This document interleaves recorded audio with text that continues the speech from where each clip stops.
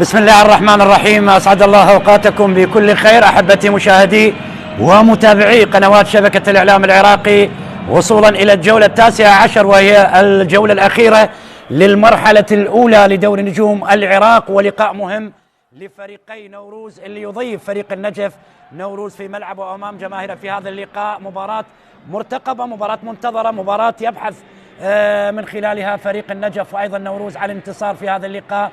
الفريقان الجريحان في الجولة الماضية بعدما قدم نوروز إلى هذا اللقاء بخسارة أمام القوة الجوية في الجولة الماضية بنتيجة 2-1، وأيضا فريق النجف خسر بنفس النتيجة أمام الكهرباء بنتيجة 2-1. إذن على بركة الله حكم اللقاء اياد زاحم يطلق الصافر الآن عن بداية لقاء النجف ونوروز لحساب الجولة 19 لدوري نجوم العراق في مباراة مهمة من أجل التعويض عن الجولة الماضية وخسارة الفريقين في الجولة الماضية. لذلك طموحات الفريقين تحقيق النقاط الكاملة في هذا اللقاء.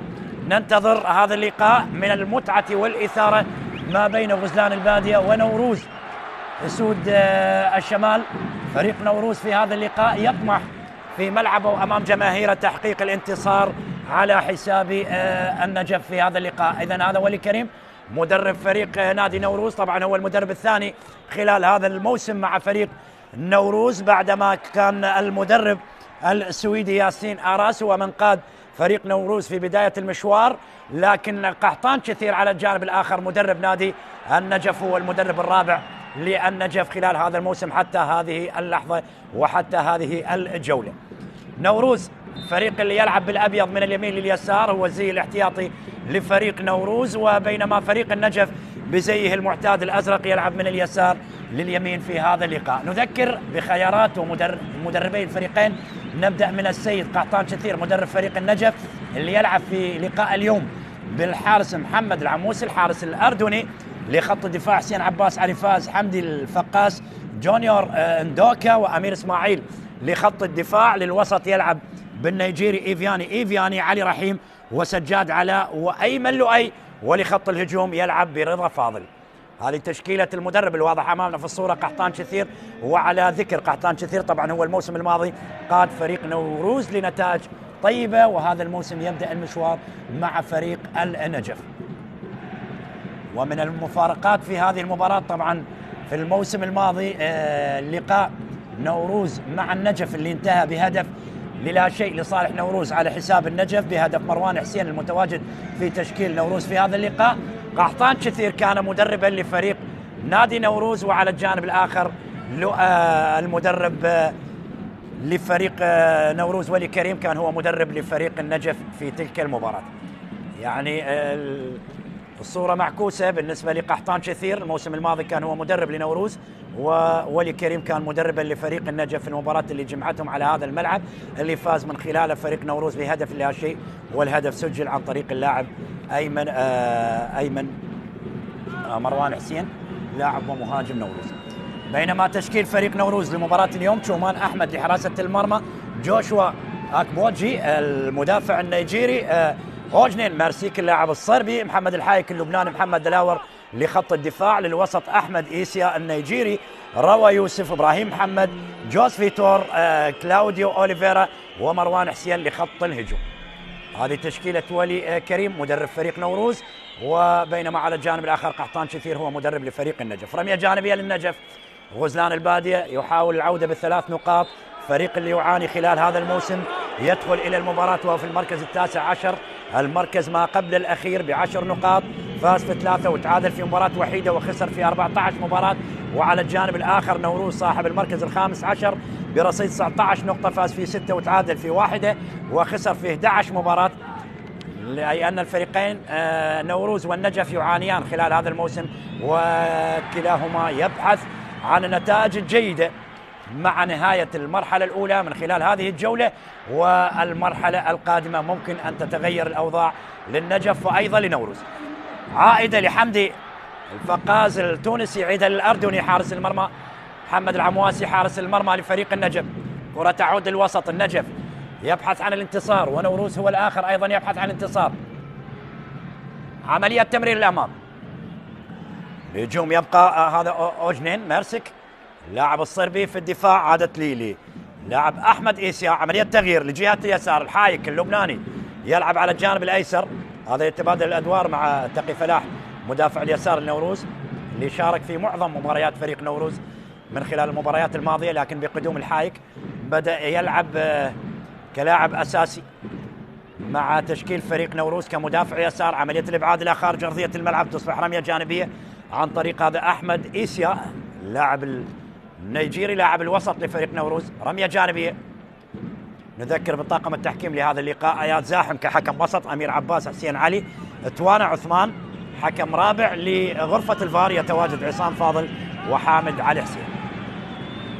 كرة عادت لدفاعات نوروز، اقرب لجوشوا اكبوجي، عملية تمرير الامام، مروان يحاول ان يفتك الكرة مروان لكن امامه تبعد، عادت عن طريق الجانب الايمن لمصلحة فريق نادي النجف لكن بعيدة إلى خارج أرضية الملعب لرمية جانبية. هذا سجاد علاء اللاعب اللي سبق اللعب للميناء، سجاد علاء مع وجود رمية جانبية. محمد دلاور واحد من الأسماء المهمة مع فريق نوروز. هنا ولي كريم المدرب لفريق نوروز، هو من أوصل الفريق لدوري الأضواء موسم 21-22، كان هو هذا أول تواجد لفريق نوروز في دوري الكبار، وطبعا منذ ذلك الحين ونوروز لا زال متواجد في دوري الكبار ودائما ما يحاول أن يحقق النتائج الجيدة. عملية تفنير في المنتصف، أحمد إيسيا، نقل الكرة الأمام من أحمد إيسيا، روى يوسف لاعب الوسط، لاعب أربيل السابق روى يوسف. عملية تمرير الآن كلاوديو أوليفيرا، بعيد عن كلاوديو أوليفيرا إلى خارج أرضية الملعب لرمية جانبية. محمد دلاور المدافع الأيمن وكابتن فريق نوروز. هذا علي فاز كابتن النجف، واحد من الأسماء الخبرة مع فريق النجف. علي فاز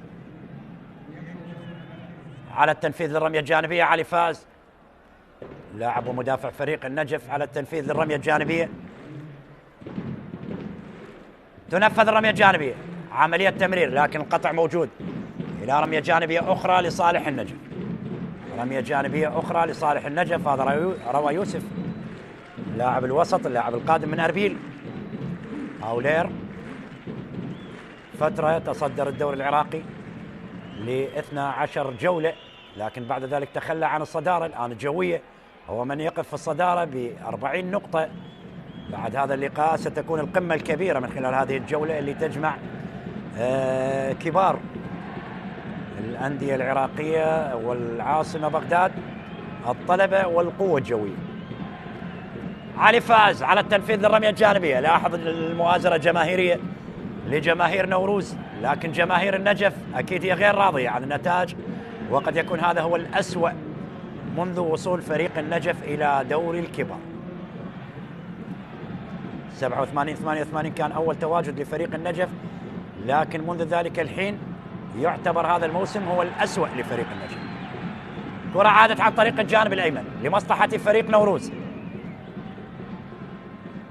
مرة أخرى أقرب لجوشوا أكبوجي، عملية النقل للأمام لمصلحة نوروز، يحاول أن يبدأ المباراة بقوة على مرمى النجف، بعد من علي فاز، تعود عن طريق جوشوا اللي يتركها للخلف. جوشوا هوجنين ميرسك الصربي، عملية تمرير من أحمد يسيا، قطع موجود، عادة الوسط إيفياني يحاول نقل الكرة للأمام. اليوم يا مكثر النيجيريين في هذا اللقاء، منهم إيفياني لاعب الوسط لفريق النجف، عملية المرور عن طريق اللاعب رضا فاضل، لكن القطع موجود من أمام رضا فاضل، وعادت لدفاعات فريق نوروز. رضا فاضل 3 أهداف أو 4 أهداف لرضا فاضل، هو الهداف لفريق النجف، عنده هدف على زاخو وعلى نفط ميسان وعلى الطلبة وأربيل. بينما على الجانب الآخر الهداف لفريق نادي نوروز هو جوس فيتور البرازيلي، أيضا عنده 4 أهداف سجل من خلالها على الجوية و2 على الموصل وهدف على ديان. كرة من جهة اليسار لصالح النجف، خاطئة من علي فاز إلى خارج الملعب بعيدة عن سجاد، رمية جانبية لنوروز من الجهة البعيدة. نوروز رمية جانبية، هذا محمد دلاور، محمد دلاور على التنفيذ للرمية الجانبية. محمد دلاور، محمد دلاور، حكم المباراة يعيد تنفيذ للرمية الجانبية من مكان خروج الكرة. رمية جانبية تنفذ الرمية الجانبية، هذا جوشوا غير لعب إلى الحايك قريب من الخط الجانبي اللبناني، مرت طويلة على الحايك اللي تعود لفريق النجف اللي من خلالها يحصل على خطأ مع وجود ركلة حرة لصالح النجف. هذا هو محمد الحايك مدافع اليسار لفريق نوروز، بينما واضح في الصورة هذا رضا فاضل لاعب ومهاجم فريق النجف. رضا فاضل، خطأ لصالح النجف، ينفذ الخطأ، أقرب لندوكا جونيور نيجيري، عادت من جديد إلى ندوكا عن طريق الجانب الأيمن مع عملية تمرير. لؤي مرت على لؤي وأقرب لدفاعات فريق نادي نوروز، عملية القطع من لاعب مارسك، رمية جانبية للنجف، هذا هو مارسك اللاعب الصربي مع توجيهات قحطان كثير. الموسم الماضي قدم نتائج أكثر من رائعة مع فريق نوروز، لكن غادر أسوار فريق نوروز بعد انقضاء الموسم الماضي، وجاء فريق نوروز بالمدرب السويدي المدرب ياسين آراس، لكن النتائج لم تأتي بالشيء اللي كان منتظر من هذا المدرب السويدي مع فريق نوروز ولا لجماهير نوروز. لذلك تخلت الإدارة عن المدرب ياسين آراس وأولت المهمة للمدرب ولي كريم، المدرب اللي القديم الجديد لفريق نادي نوروز، هو اللي أوصل الفريق لدوري الأضواء. ولي كريم، كرة عادت الوسط الآن لمصلحة نوروز اللي يحقق أفضلية نسبية على حساب النجف، لكن بدون خطورة تذكر على مرمى فريق النجف وعلى الحارس محمد العمواسي الحارس الأردني. عادت لخط الظهر الآن لمصلحة فريق نوروز، عملية تغيير من مرسك على طريق الجانب الأيسر، أقرب لمحمد الحايك قريب من علم الزاوية لمرمى فريق نادي النجف، لكن لم يستطع المرور اللاعب محمد الحايك لإعادة من جديد لدفاعات فريق النجف. كرة الأمام، البحث دائما عن رضا، اللاعب الوحيد والمهاجم الصريح في خط الأمام لفريق النجف، أمام خط دفاع مكون من 4 لاعبين لفريق نوروز.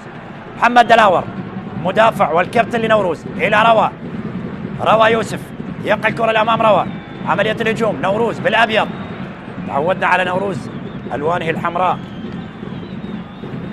لكن اليوم يلعب بالزي الاحتياط الأبيض في هذا اللقاء. نوروز أمام النجف أصحاب القمصان الزرقاء، النجف وطموحات الانتصار من خلال هذا اللقاء. عملية تمرير محمد الحايك يلحق بالكرة، عملية تمرير داخل منطقة الجزاء خطيرة على مرمى النجف، عملية الإبعاد في اللحظة الأخيرة من علي فاز، علي بالخبرة وعملية الإبعاد، هذا رضا يحاول الضغط على دفاعات فريق نادي نوروز، لكن عائدة من مرسك لحارس المرمى تشومان أحمد. شومان الى مرسك، يعيدها الى جوشوا، تمرير الامام من جوشوا، هناك خطر، ركله حره. هذا علي رحيم يرتكب خطأ مع وجود ركله حره لمصلحه فريق نوروز، يحتسبها حكم اللقاء السيد اياد زاحم. ركله حره لصالح نادي نوروز. هذا كلاوديو اوليفيرا مارادونا، لاعب ومهاجم نوروز. كلاوديو عنده 3 أهداف خلال هذا الموسم على ديالى والغراف والنفط. لاعب ومهاجم فريق نوروز الى جانب مروان حسين اللي عنده ايضا 3 أهداف. مروان سنوات عديده، هذا الموسم الرابع لمروان حسين مع فريق نوروز. هنا واضح في الصوره المدافع علي فاز. رضا فاضل وحيدا في خط الامام. هنا علي فاز. من سيكون هو الفائز في هذا اللقاء؟ من هو صاحب النقاط ال3؟ كلاهما يبحث عن الانتصار لتعويض الخساره في الجوله الماضيه. نوروز امام القوه الجويه والنجف امام الكهرباء، واليوم اللقاء وجها لوجه في اخر الجولات للمرحله الاولى، الجوله 19. هذا ايمن لؤي، ايمن لؤي القادم من الغراف، لكن بعيده كره ايمن لؤي الى خارج ارضيه الملعب لتصبح ركله مرمى لنوروز. قحطان نجف بدأ مع المدرب محمد عبد العظيم عظيمة المدرب المصري، بعد ذلك علي عبد الجبار، ومن ثم المهمة أسندت للمدرب حيدر عبودي. هذا سامر سعيد المساعد لقحطان كثير. سامر سعيد أيضا عمل مع قحطان مع فريق نوروز الموسم الماضي. سامر سعيد، بعد ذلك حيدر عبودي، وأيضا لم تتغير النتائج مع المدربين الثلاث، وأيضا مع قحطان كثير. هذه المباراة الخامسة لقحطان كثير، خسر في 3 وفاز في 1 قحطان كثير، وبقرار اتحادي على حساب نادي القاسم. بعد المباراة أيضا انتهت بالتعادل ما بين نادي القاسم والنجف، لكن بقرار من الاتحاد بسبب مخالفة اللوائح لفريق نادي القاسم خسر أمام النجف بنتيجة 3-0. المباراة الخامسة لقحطان كثير، مدربة لفريق النجف. كرة النقل الأمام الآن لمصلحة فريق نوروز. الحايك يخسر الكرة اللبناني، عملية الهجوم الآن عن طريق الوسط، لكن بعيدة إلى خارج أرضية الملعب من أمام إيفياني. هذا رضا فاضل،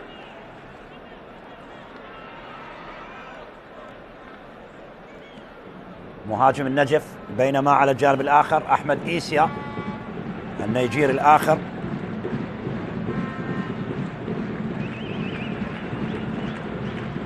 أربع نيجيريين، 2 مع نوروز و2 مع فريق النجف. نتحدث عن اندوكا، عن إيفياني من نيجيريا مع فريق النجف، وعلى الجانب الآخر مع نوروز يتواجد أحمد إيسيا وجوشوا أكبوجي. رمية جانبية، محمد الحايك على التنفيذ للرمية الجانبية. واضح الحذر، 16 دقيقة مرت والحذر واضح من جانب الفريقين في هذا اللقاء، من جانب فريق نوروز والنجف. حذرين جدا في هذه الدقائق، بعيدين تماما عن المرمى. كرة عادت للدفاع، حمدي الفقاس، عودة لحارس المرمى محمد العمواسي. كرة عالية من العمواسي، عملية الإبعاد من المدافع أوجنين مرسك الصربي. عادة الوسط، محاولة عملية تمرير جهة اليسار. ممكن الآن فريق هذا جوز فيتور البرازيلي يحاول يمر إلى كلاوديو أوليفيرا، محاولة خطيرة نوروز وإلى خارج أرضية الملعب، وإلى خارج أرضية الملعب. ركلة مرمى لصالح النجم، ركلة مرمى لصالح النجم. إبراهيم محمد وصاحب المحاولة على مرمى فريق النجف، وكلاوديو يطالب بخطأ، لكن قرار ممتاز من حكم المباراة، أعطى مبدأ إتاحة الفرصة والأفضلية على اعتبار أن الكرة كانت بحوزة لاعبي نوروز، وكان عنده الفرصة محمد إبراهيم تسديد بشكل أفضل. إبراهيم محمد للوصول إلى مرمى النجف، لكن بعيدة كرة إبراهيم محمد عن مرمى النجف إلى خارج الملعب. كرة داخل منطقة الجزاء، عملية الإبعاد بعيدة عن دلاور إلى خارج الملعب، رمية جانبية لصالح النجف من الجهة البعيدة. رمية جانبية للنجف من الجهة البعيدة. غزلان البادية والعودة من ملعب نوروز بنقاط المباراة. وعلى الجانب الآخر لدينا مباراة تقام بنفس التوقيت، الغراف ودهوك. لا زال التعادل أيضا هناك على الجانب الآخر، سلبي بدون أهداف، وهنا التعادل سلبي بدون أهداف. كرة عالية الأمام داخل منطقة الجزاء، رضا لكن بعيدة، مرت إلى خارج الملعب، والقرار إلى ركلة مرمى أو ركنية. ركنية أشار إلى حكم المباراة، والمساعد أمير عباس إلى ركلة ركنية لصالح نادي النجف على القائم الأيسر لمرمى نوروز. قحطان كثير، سجاد علاء الموسم قبل الماضي كان مميز بشكل كبير مع فريق الميناء. سجاد علاء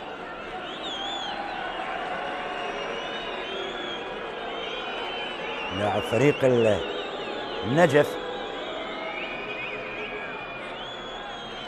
وانتقل فترة قصيرة لدوري الدرجة الأولى السعودي مع نجران، لكن الآن يتواجد في الدوري العراقي مع النجف داخل منطقة الجزاء. الآن غزلان البادية خطيرة على مرمى نوروز، وعملية الإبعاد من مروان متراجع داخل منطقة الجزاء لنوروز. ممكن مرتدة الآن نوروز، عملية تمرير الأمام أقرب لأحمد إيسيا. أحمد ينقل الوسط إلى روى. يوسف يحاول قيادة الطلعة الهجومية الآن لنوروز، لكن روى مع العودة للخلف إلى جوشوا. تعود إلى روى، عملية تغيير جهة اليسار. كلاوديو أوليفيرا، مارادونا يحاول امر كلاوديو أوليفيرا، لكن صعب الاختراق من كلاوديو أوليفيرا. حكم اللقاء يعطي استمرارية اللعب لفريق النجف مع عملية تغيير. هناك سجاد علاء، ممكن الآن النجف يفاجئ نوروز وجمهور نوروز في هذا اللقاء بهدف مبكر، لكن مرت على سجاد علاء. عادت من جديد عن طريق الوسط إيفياني، غير لعب إلى جهة اليسار إيفياني. أمير إسماعيل يعيدها للوسط. أمير محاولة تبقى قائمة. لاحظ هذه في أسفل الشاشة الصورة توضح الصراع الموجود ما بين كلاوديو أوليفيرا ولاعبي فريق النجف. بعد ذلك عادت لفريق النجف وكان يطالب بخطأ طبعا كلاوديو أوليفيرا. مارادونا، محمد العمواسي، كرة عالية الأمام من حارس النجف. عادت الوسط الآن نوروز، عملية تغيير اللعب عن طريق الجانب الأيمن. محمد دلاور إلى مارسك. روى يوسف للوسط. نوروز عملية تمرير للأمام. كلاوديو أوليفيرا، جاشوا أو أحمد إيسيا. كرة عالية الأمام قريبة لمنطقة الجزاء لفريق النجف. الصراع مستمر ما بين الفريقين، لا خطورة على مرمى شومان أحمد ولا خطورة على مرمى الحارس العمواسي حارس المرمى لفريق النجف. ننتظر الكثير من لاعبي الفريقين لديهم الطموح الفوز. عملية تمرير عن طريق الجانب الأيمن، مرت للأمام. المحاولة تبقى قائمة لمصلحة فريق النجف اللي يحاول في هذه المحاولة على مرمى فريق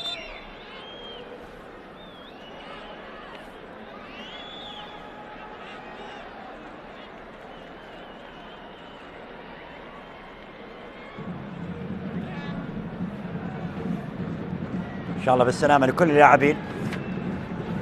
من مواجهات سابقة ما بين الفريقين بدأت من موسم 21-22. أول لقاء ما بين الفريقين طبعا نوروز والنجف انتهى بهدف لنوروز لا شيء. هدف لنوروز لا شيء للنجف.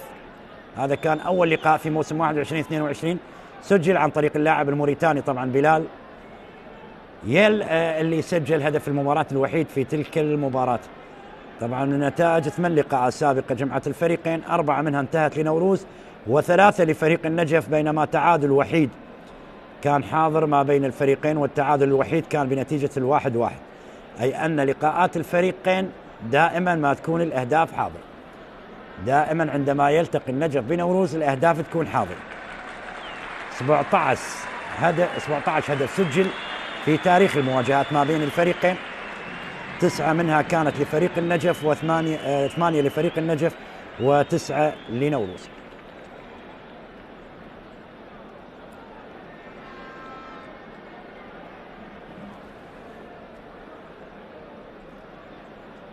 يعني دائما 8 مواجهات في كل المواجهات الثمانية اللي جمعت نوروز من نجف سجلت فيها أهداف، وإن شاء الله نشاهد الأهداف في هذا اللقاء. أتمنى أن نستمتع بهذه الأمسية الرمضانية بلقاء ما بين نوروز والنجف. نتمنى أن نستمتع بهذا اللقاء ونشاهد المتعة والإثارة والسلام إن شاء الله لجوشوا أكبوجي. هناك تغيير قادم لفريق نادي نوروز، تغيير قادم لنوروز،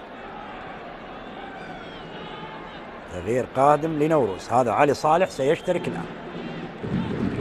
علي صالح بديلا لجوشوا يشكو من إصابة اللاعب النيجيري، وعلي صالح يشترك الآن مع تشكيل نوروز. كرة عادت الوسط تبقى لمصلحة فريق نوروز، عائدة لحارس المرمى تشومان أحمد. تشومان أحمد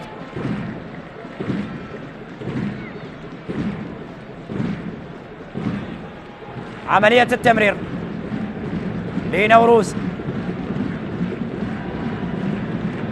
أحمد إيسيا كرة طويلة لكن أقرب للعمواس حارس المرمى. محمد العمواسي الأردني حارس المرمى لنادي النجف. عملية تمرير، هذا أمير إسماعيل ينقل الوسط لإيفياني. رضا لإيفياني من جديد لكن قطع موجود من أمام إيفياني. عادت لخط الوسط إبراهيم محمد، عيدا محمد دلاور مدافع يمين وكابتن نوروز. محمد دلاور إلى مرسك، أوجنين مرسك، أوجنين مرسك إن شاء الله بالسلامة لحارس المرمى شومان أحمد، أيضا يشكو من إصابة.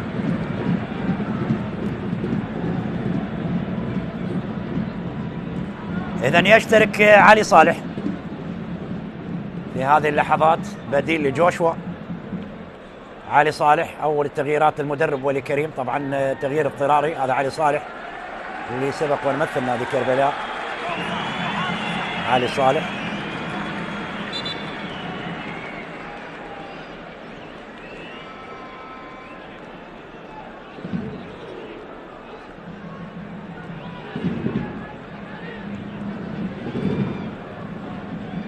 عادت لنوروز من جديد. علي صالح إلى مرسك، عيدة إلى علي صالح. كرة يتناقل لاعبي نوروز. أغلب دقائق اللعب 25 دقيقة اللي مرت من عمر الشوط الأول أغلب الكرات في منتصف الملعب، بعيدين تماما مهاجمي الفريقين، رغم أن فريق نادي نوروز يلعب بثلاثة لخط الأمام، لكن لحد الآن بعيدين تماما ثلاثي خط الهجوم لفريق نوروز عن مرمى الحارس العمواسي حارس مرمى فريق النجف. وأيضا على الجانب الآخر مع وجود رضا فاضل في خط الأمام ويساند على الجانبين، طبعا أيمن لؤي، وهناك على الجانب الأيسر طبعا سجاد علاء، لكن أيضا فاعليته معدومة تماما خط الهجوم لفريق النجف على مرمى نوروز. هذا علي فاز والاعتراض مع وجود خطأ لنوروز. ركلة حرة مباشرة، هذا كلاوديو أوليفيرا. مارادونا لاحظ إيفياني والضغط على كلاوديو أوليفيرا اللاعب البرازيلي لاعب نوروز. كلاوديو أوليفيرا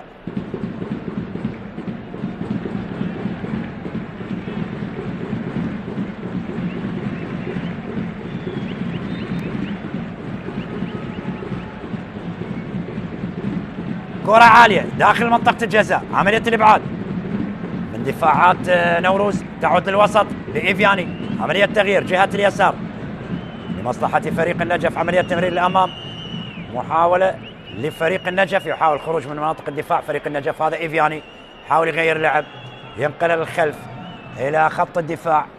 اندوكا، عملية تمرير من دوكا إلى أمير إسماعيل، مرور من أمير إسماعيل، ينقل كرة الأمام أمير، يتضغط وهناك خطأ. ركلة حرة لصالح النجف. علي صالح يرتكب الخطأ مع وجود ركلة حرة لصالح النجف. ركلة حرة لصالح النجف.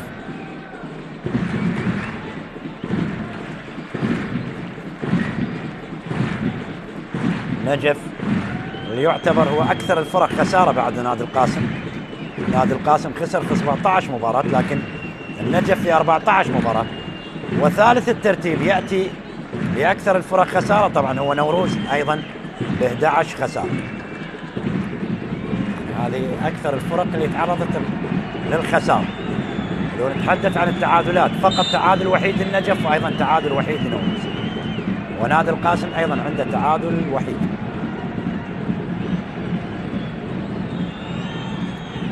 ركلة حرة، الفريق الوحيد اللي لم يحقق الانتصار لغاية الآن هو نادي القاسم داخل منطقة الجزاء. ممكن يفعلها النجف في هذه الدقائق، في هذه اللحظات. عملية الإبعاد من دفاعات نوروز، ممكن قيادة طلعة الهجومية، عادت للوسط أقرب لأحمد إيسيا. أحمد إيسيا، عملية تمرير الأمام لأحمد إيسيا، اللاعب اللي سبق وأن مثل قوة جوية في الدوري العراقي.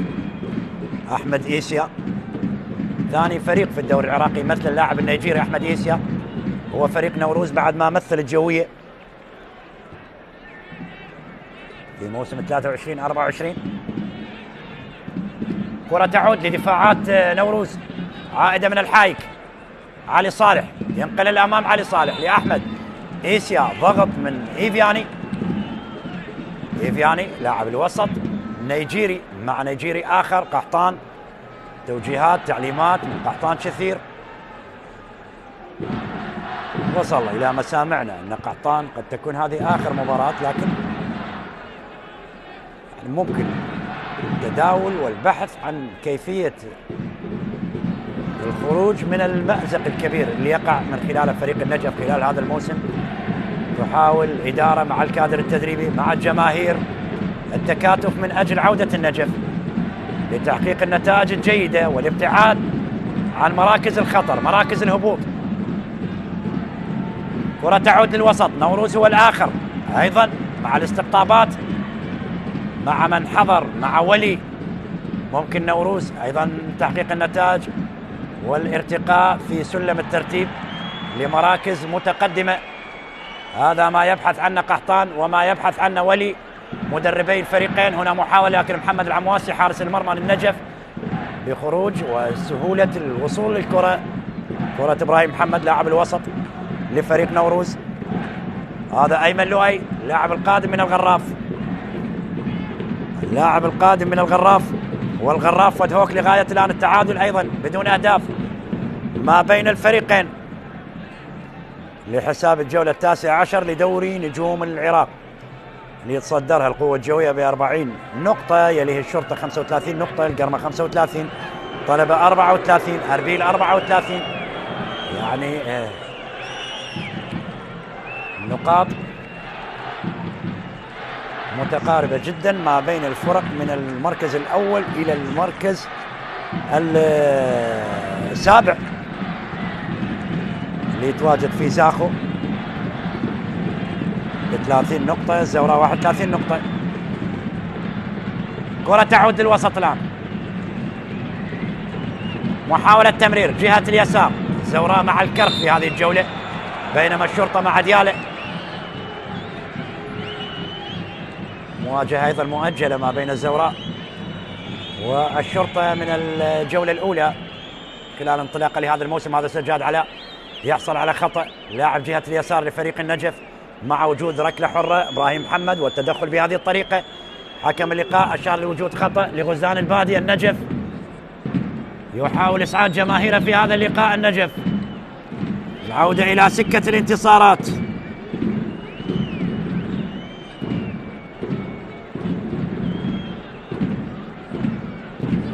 في حال تحقيق الانتصار سيصل إلى المركز النقطة 13 ويبقى في المركز ما قبل الأخير، المركز 19 حتى وإن فاز في هذا اللقاء.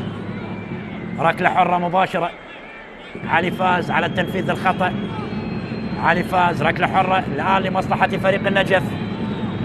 عامل حائط الصد لاعبي نوروز 10 ياردات. حكم اللقاء يعيد لاعبي فريق نوروز علاء. علي فاز، علي فاز ممكن المتخصص بالكرات الثابتة. علي فاز ممكن يفعلها ويسجل أول أهداف اللقاء. علي فاز على التسديد لكن تصد بحائط الصد لاعبي فريق نوروز، وممكن المرتدة لكن الإبعاد من المدافع حسين عباس إلى خارج أرضية الملعب إلى رمية جانبية، إلى رمية جانبية لمصلحة فريق نوروز من الجهة البعيدة. رمية جانبية لنوروز هذا حسين عباس المدافع لفريق نادي النجف القادم في فترة الانتقالات الشتوية من نادي الغراف مع لؤي، أيمن لؤي، الاثنين جاءوا من الغراف خلال هذه الفترة. كرة تعود لنوروز، هذا ميرسك إلى روى يوسف لاعب الوسط لفريق نوروز. روى حاول التقدم للأمام، لحد الآن لم ترتقي المباراة إلى المستوى اللي كنا نتمناه في هذا اللقاء، لم ترتقي إلى المستوى المطلوب. فريقين يضمون نخبة من اللاعبين الجيدين، لكن لحد الآن لم يقدموا الأداء المنتظر. كرة عادت الوسط لمصلحة فريق نوروز. حكم براد يشير إلى وجود خطأ على رضا للحايك، محمد الحايك اللاعب اللبناني، مع توجيهات المدرب ولي كريم مدرب فريق نوروز. لاحظ هنا اللقطة والإعادة والسحب واضح من رضا فاضل. رضا فاضل يرتكب خطأ مع وجود ركلة حرة لمصلحة فريق نوروز. رضا فاضل اللي سبق وأن مثل عدة أندية، نتحدث عن أمانة بغداد، عن النفط، عن كربلاء، عن القوة الجوية. رضا فاضل خطأ لصالح نادي نوروز داخل منطقة الجزاء، ومروان إلى خارج الملعب بعيدة عن مروان. لم يظهر مروان، لم يظهر كلاوديو أوليفيرا، لم يظهر جوس فيتور. هذا هو كلاوديو أوليفيرا. سجاد علاء، قحطان هل يستمر مع النجف؟ هل يضعهم في أمان؟ قحطان مدرب فريق النجف. حسين عباس المدافع لفريق النجف. ركلة مرمى العمواسي حارس المرمى الأردني، كرة عالية من العمواسي لخط الوسط. عملية الإبعاد من لاعب مرسك تعود إلى جهة اليمين لنوروز. عادة الوسط، محاولة تبقى قائم، أقرب لعلي صالح، يغير اللعب لمحمد الحايك جهة اليسار اللبناني، حاول يمر محمد الحايك، عيدة للخلف إلى علي صالح، دوره ينقلع على الجانب الأيمن أقرب لي هوجني المرسك اللاعب الصربي. قريب منا طبعا أحمد إيسيا. أحمد إيسيا 10 دقائق تفصلنا عن نهاية الشوط الأول. يا من تتابع وتشاهد قنوات شبكة الإعلام العراقي والنقل الحصري لمباريات دوري نجوم العراق لموسم 2025-2026، ولقاء نوروز والنجف اللي لا زال التعادل قائم لغاية الآن بدون أهداف ما بين الفريقين. كرة النقل الأمام خارج أرضية الملعب، رمية جانبية، رمية جانبية مرت إلى خارج أرضية الملعب.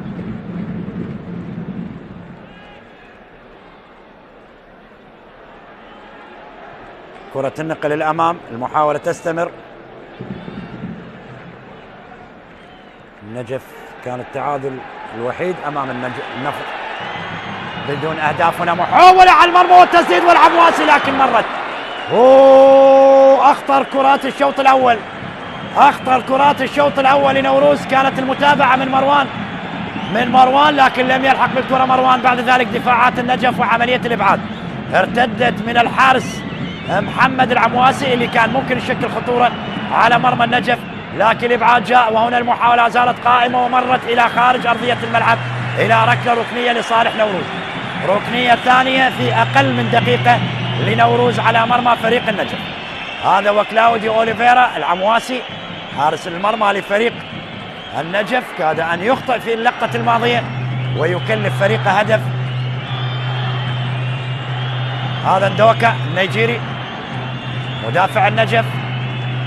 الآن بدأت تتحرك الجماهير على المدرجات، جماهير نوروز في هذه اللحظات بعد محاولة فريق النجف الأخطر من خلال الشوط الأول لهذا اللقاء. هذا علي فاز، علي عملية المرور من علي لكن يخسرها علي. عادت لنوروز، هذا مروان داخل منطقة الجزاء. ممكن الآن مارسيك يسدد على المرمى لكن تصطد بالفقاس، حمد الفقاس اللاعب التونسي، لكن مرت من جديد. الآن بدأ يضغط فريق نوروز على مرمى النجف، بدأ يهاجم بقوة عملية التمرير ممكن الآن نوروز، وهناك خطأ وركلة حرة. ركلة حرة جوز فيتور يظهر الآن البرازيلي. هذا هو جوز فيتور. جوز فيتور نيتو حمدي الفقاز يتحدث مع حكم اللقاء اياد زاحم، وهنا بطاقة صفراء على حمدي الفقاز. حمدي الفقاز، لاحظ هنا الإعادة وهنا المرور والتدخل بهذه الطريقة، وهناك خطأ على رضا فاضل. قد تكون البطاقة لرضا فاضل وليس على حمدي الفقاز. هذا ورضا والبطاقة الصفراء الأولى، رضا فاضل والبطاقة الصفراء الأولى في هذا اللقاء. حكم اللقاء واضح في الصورة أمامنا اياد زاحم، مع وجود خطأ الآن لمصلحة نوروز. لاحظ هنا الإعادة، هنا اللقطة، هنا المحاولة. هذا أحمد يسيا اللي سدد كرة من مسافة بعيدة، لم يستطع حارس المرمى محمد العمواسي حارس المرمى لفريق النجف، حاول أن يتابعها مروان، لكن في اللحظة الأخيرة دوكا أبعدها إلى خارج أرضية الملعب لركلة ركنية. لاحظ هنا اللقطة في الإعادة. لاحظ عزيزي المشاهد، عندما ترتطم الكرة في الأرض دائما ما شكل خطورة على حراس المرمى، لذلك كانت صعبة على الحارس محمد العمواسي. ركلة حرة إذا لنوروز. نوروز هل يتمكن من الوصول إلى مرمى النجف قبل نهاية الشوط الأول؟ محمد العمواسي حارس المرمى.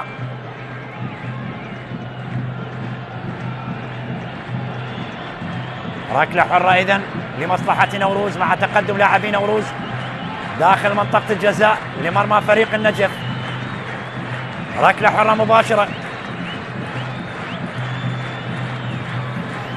ركلة حرة مباشرة. حكم المباراة علي رحيم الواضح أمامنا في الصورة، سبقها اللاعب للزوراء للنفط علي رحيم لاعب الوسط لفريق النجف. ركلة حرة داخل منطقة الجزاء خطيرة، ومحمد العمواس وعملية الإبعاد من أمام علي صالح اللاعب المدافع لفريق نوروز المتقدم الأمام. إن شاء الله بالسلامة للعمواس، صراع كبير في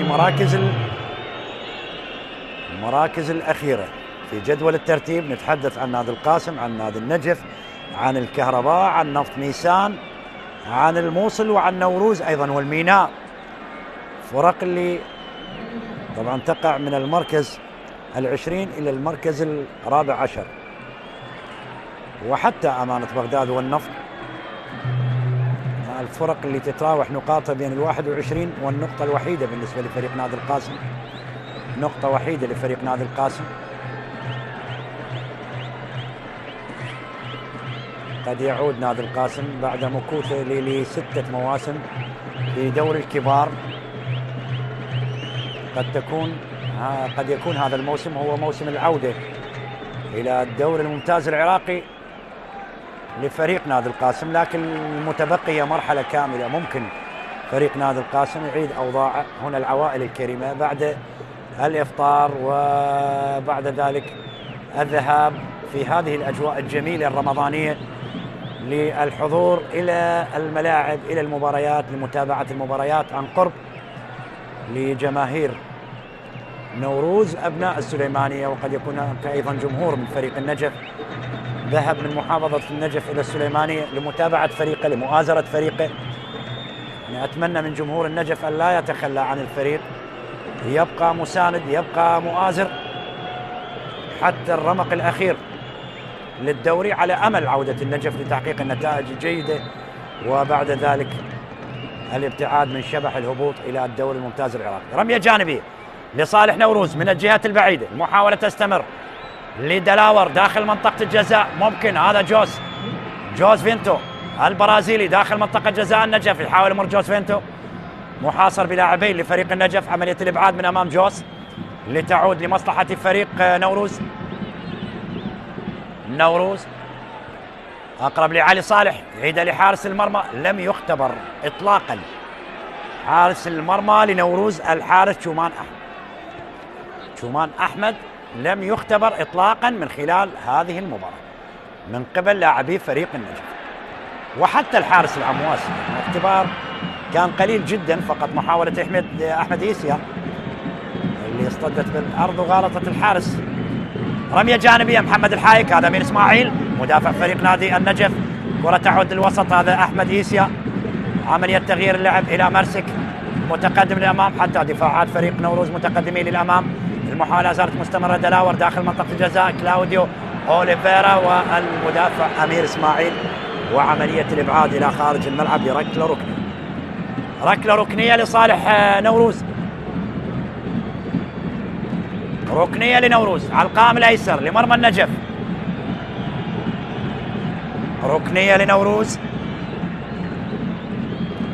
محمد العمواسي حارس المرمى. هذا محمد الحايك على التنفيذ، اللاعب اللبناني على تنفيذ الخطا والركنيه الان لمصلحه نوروز داخل منطقه الجزاء. ممكن دوكا، عمليه الابعاد النيجيري مدافع فريق النجف، اللاعب القادم من اربيل في فتره الانتقالات الشتويه. هذا احمد ايسيا لاعب الوسط، لاعب الارتكاز. عادت من جديد، هناك رايه وجود حاله تسلل لركله حره غير مباشره لمصلحه فريق النجف. هذا محمد دلاور مدافع اليمين لفريق نوروز. لاحظ هنا الاعاده، هنا اللقطه والتسلل واضح، عائد من التسلل. هناك على الطرف الايمن ابراهيم محمد كان متسلل، مع وجود ركله حره غير مباشره لمصلحه فريق النجف. حارس محمد العمواسي، كره طويله من العمواسي قريبه لمنطقه جزاء فريق نوروز. عمليه الابعاد، المحاوله تستمر، ممكن يفعلها النجف قبل نهايه الشوط الاول، لكن بعيده. كره رضا فاضل الى خارج الملعب، رضا فاضل الى خارج الملعب. ركله مرمى لصالح نوروز. هذا هو شومان احمد.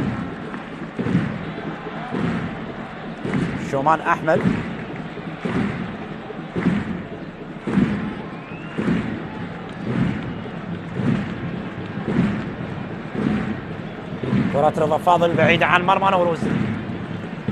45 دقيقة انتهت. يا من تتابع وتشاهد قنوات شبكة الإعلام العراقي لمباريات دوري نجوم العراق لموسم 25-26. واحدة من المباريات المهمة خلال هذه الجولة، نوروز والنجف الجريحان في الجولة الماضية. هذا مارسك،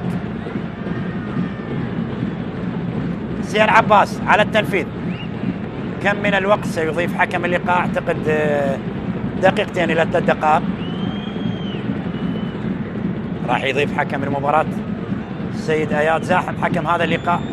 رمية جانبية لصالح النجف، تنفذ رمية جانبية. روى يوسف، عملية تغيير الى محمد دلاور مدافع اليمين وكابتن نوروز، ينقل الامام، عادت لفريق النجف، اقرب لايفياني، حاول يمر ايفياني، مر بطريقة ممتازة ايفياني، يبحث عن المساندة لكن بعيدة كرة ايفياني عن مهاجمين فريق النجف، اقرب لدفاعات نوروز. هذا روى، عيد الخلف روى، علي صالح قريب منه مارسك، هناك على الجانب الايمن الصربي مارسك، عيدها الى علي صالح. 3 دقائق يضيف حكم اللقاء اياد زاحم.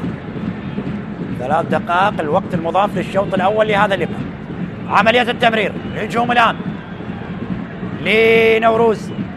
ابراهيم محمد الى كلاوديو اوليفيرا، جوز فينتو، عيد كلاوديو اوليفيرا، كلاوديو امام منطقة الجزاء، ابعاد من حمدي الفقاز التونسي. عملية تمرير، ايفياني حاول قيادة الطلعة الهجومية الان لمصلحة النجف، ضغط على ايفياني من قبل لاعبي الوسط لفريق نوروز. عملية الهجوم الان، ممكن احمد ايسيا، ممكن اللحظات الاخيرة، الوقت المحتسب بدل ضاع، يعطي الافضلية لفريق نوروز بهدف في هذه اللحظات. هذا جو سانتوس، خطير الان وبالدبل كيك، لكن بعيدة مرت على نوروز. ابراهيم محمد حاول يلعبها بالدبل كيك لكن مرت تحت انظار المدرب ولي كريم. لاحظ هنا الاعادة، هنا اللقطة، هنا المحاولة لمصلحة فريق نوروز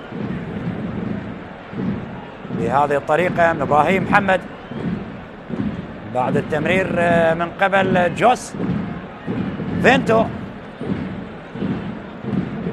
لاحظ هنا اللقطة للإعادة لأكثر من مرة، لكن كرة إبراهيم محمد بعيدة تماما عن مرمى فريق النجف إلى خارج أرضية الملعب ركلة مرمى. محمد العمواسي، كرة عالية الأمام، عملية القطع موجودة، أقرب لإيفياني، مرة للأمام، عادة لاعبي خط الوسط نوروز، جهة اليسار محمد الحايك. الحايك عملية تحضير من الحايك، هنا خطأ حكم مراد يشير. هذا أمير إسماعيل يرتكب خطأ. أمير ركلة حرة. اللاعب القادم من كربلاء بانتقال حر إلى فريق النجف، لاعب أمير إسماعيل. عملية تغيير هناك على الطرف الأيمن نوروز، لكن بعيدة عن كلاوديو أوليفيرا. خلاص أعتقد الشوط الأول ذاهب إلى هذه النتيجة، إلى التعادل بدون أهداف. ما راح يسجل بهذا الأداء، ما راح يسجل لا فريق النجف ولا نوروز، ولا نوروز في شوط أول دون الوسط تماما، دون الوسط، لم يرتقي إلى حتى إلى الوسط الشوط الأول ما بين نوروز والنجف. إذن في هذه الأثناء أيها الأحبة مشاهدينا ومتابعينا عبر قنوات شبكة الإعلام العراقي، حكم اللقاء اياد زاحم يطلق الصافر النهاية الكاملة للشوط الأول للقاء نوروز وضيفه فريق النجف، لينتهي الشوط الأول بالتعادل السلبي بدون أهداف ما بين الفريقين. استراحة قصيرة ثم العودة مع بداية ومطلع الشوط الثاني لهذا اللقاء.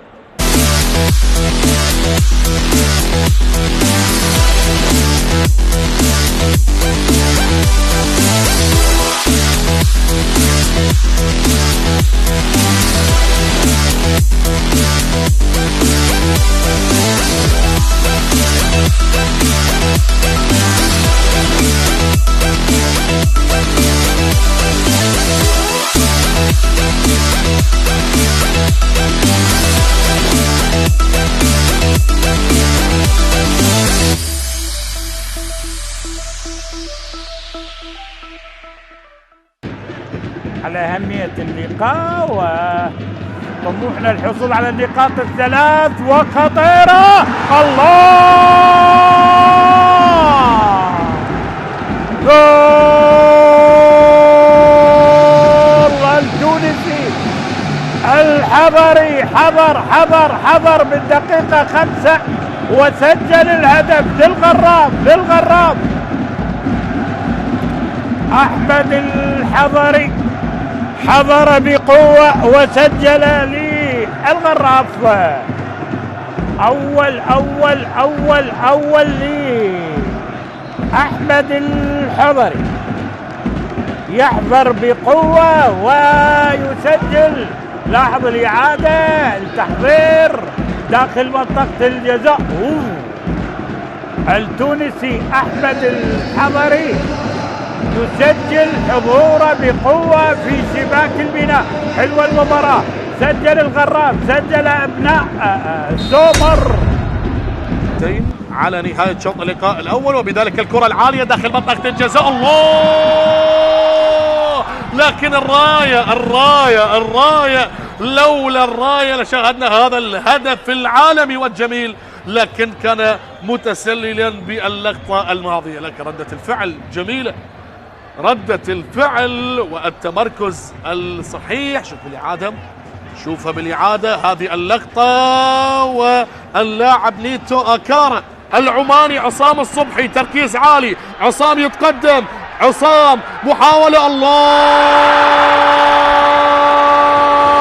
هدف للقوة الجوية.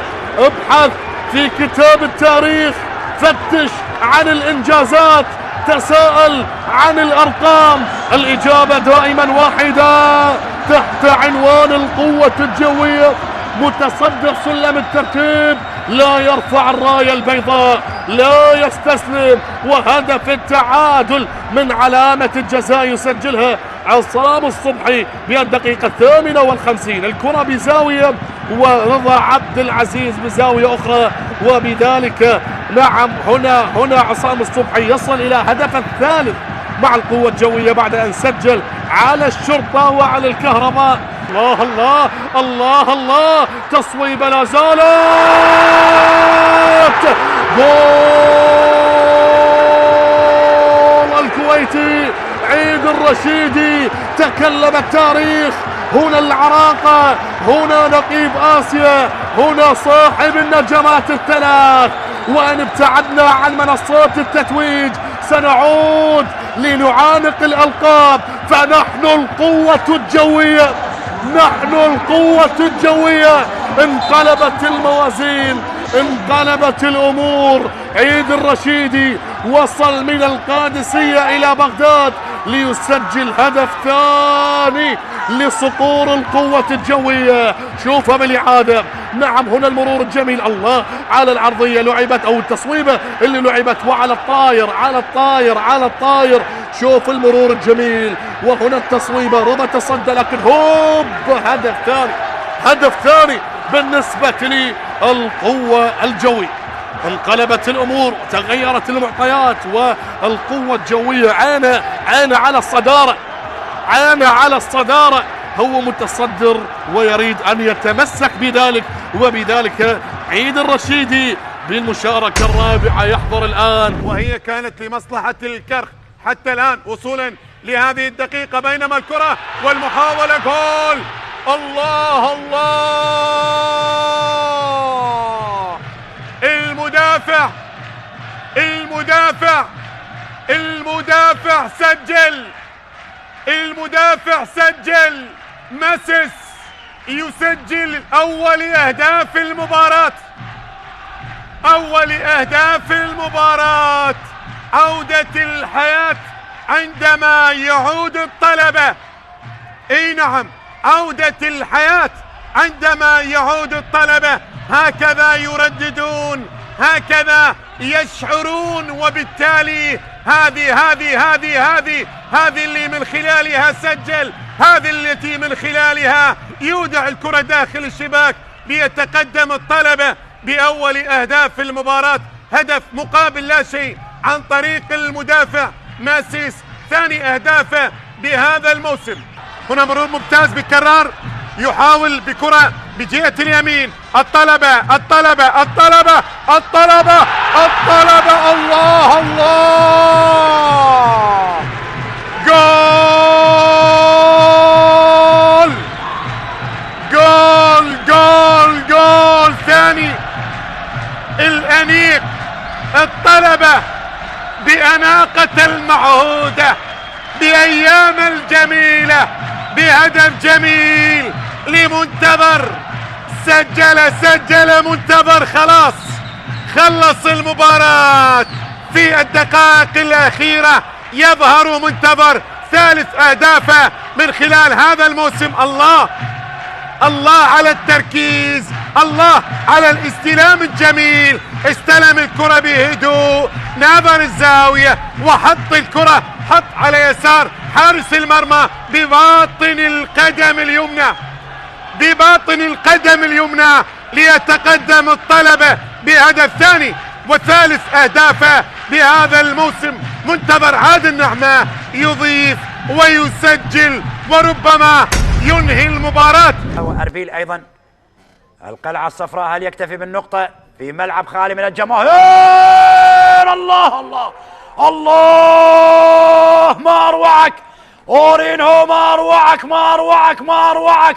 الله، هدف ولا أروع من البرازيلي. أورينهو يضعها في المرمى، في سقف المرمى يسجل أورينهو هدف ولا أروع. الله الله الله الله، غابت المتعة طيلة المباراة وظهرت في اللحظات الأخيرة لهذا اللقاء، وتسديدة وصاروخ يطلق اللاعب البرازيلي أورينهو بكرة جميلة ولا أروع، يسجل من خلالها واحد من أجمل أهداف دورينا بكرة لا تصد ولا ترد. الله الله الله الله الله الله على أورينهو، الله الله على هدف جميل. ما أروعك يا أورينهو، ما أروعك في هذه اللقطة، ما هذا الهدف يا أورينهو. الله الله الله الله الله الله الله الله الله على هدف جميل، هدف رائع رائع رائع لأورينهو، يسجل من خلال أول أهداف اللقاء لزاخو في مرمى أربيل، لزاخو في مرمى أربيل، هدف جميل.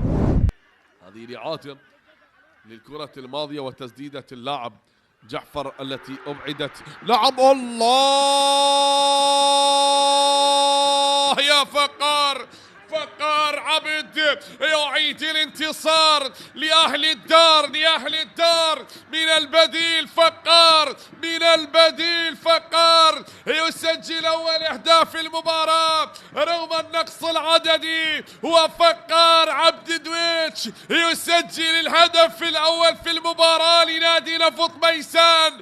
نعم، بكرة خادعت الجميع، بكرة مباغتة. ياتي أول أهداف المباراة، هدف التقدم لنادي نفط ميسان وعن طريق فقار. شاهد بهذه الطريقة خادع الجميع، وبهذه النقلة من علاء سعد براسية فاجأت الجميع، فاجأت لاعبو نادي القاسم بكرة. نعم، كان يظن الجميع بأن اللاعب متسلل، لكن يأتي من الخلف فقار وأسكنها الشباك. هل سنقول هو هدف الانتصار يا فقار؟ بهدف أول لأصحاب الدار، بهدف أول لأصحاب الدار عن طريق الشاب فقار عبد. هنا تصل بينما تشاهد نادي القاسم يسعى بهذه الدقائق المتبقية أن يعيد الأمل وأن يتعادل وأن يتعادل وأن يتقاسم. الله،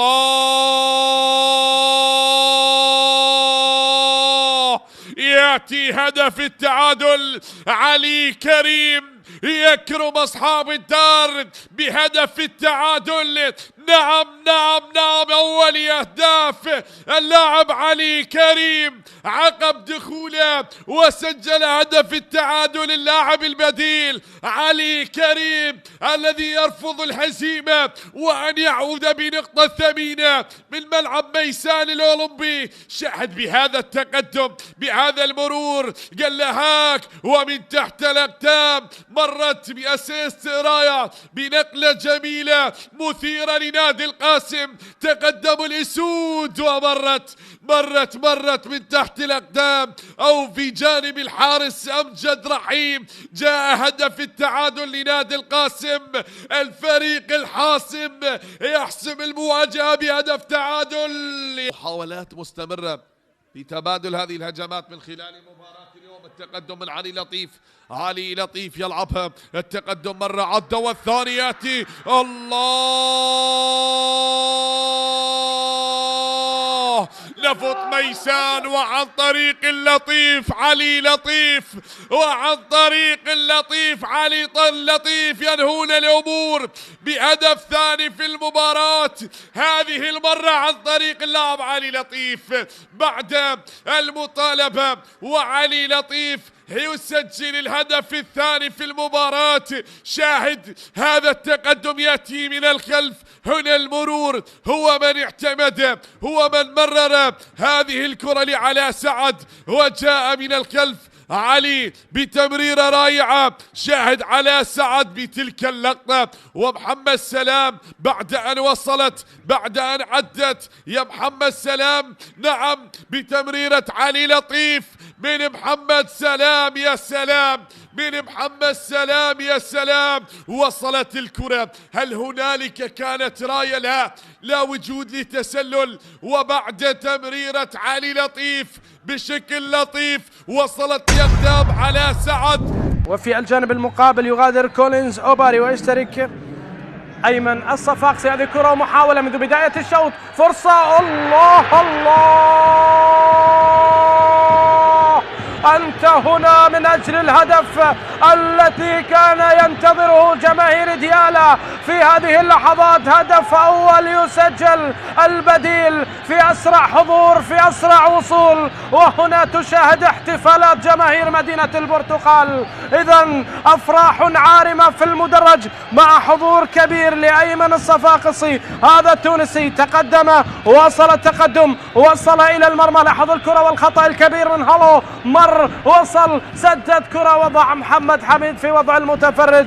إذن الصفاقسي يسجل وأيمن يسجل ثالث أهدافه مع البرتقالي هذا الموسم. تسديدة بالقدم اليسرى يضعها في مرمى محمد حميد. هنا كرة وهنا محاولة وهنا هدف، وبالتالي الهدف الأول للبرتقالي يأتي سريعا، يأتي مباشرة بحضور هذا الرجل. بداية موفقة، هم لم يسجلوا في مباراتين المشاهد تغيير في هذا الفريق. هنا ضربة حرة مباشرة، الأموري وأحمد حسن، لا يتركها أموري فيصل هذه المرة. أحمد حسن وسجاد، من منهما قادر على إرسال الكرة وإيداعها في مرمى الحارس وسام محمد؟ هل يحلق صقر الغربية؟ يتقدم ماكنزي، الله، هي كراتك يا هداف، هي كراتك يا لعيب، هي كراتك يا مميز، والكرة مباشرة إلى مرمى وسام. استغلال النقص من كرة ثابتة ويضعها ماكنزي، رابع أهدافه في الدوري كهدافا للفريق، يسجل هذا اليوم هدف التعديل من ركلة حرة مباشرة. حرف حرف حرف، هداف بيسرى، هنا ركنها على يسار حارس المرمى، يعرف طريق.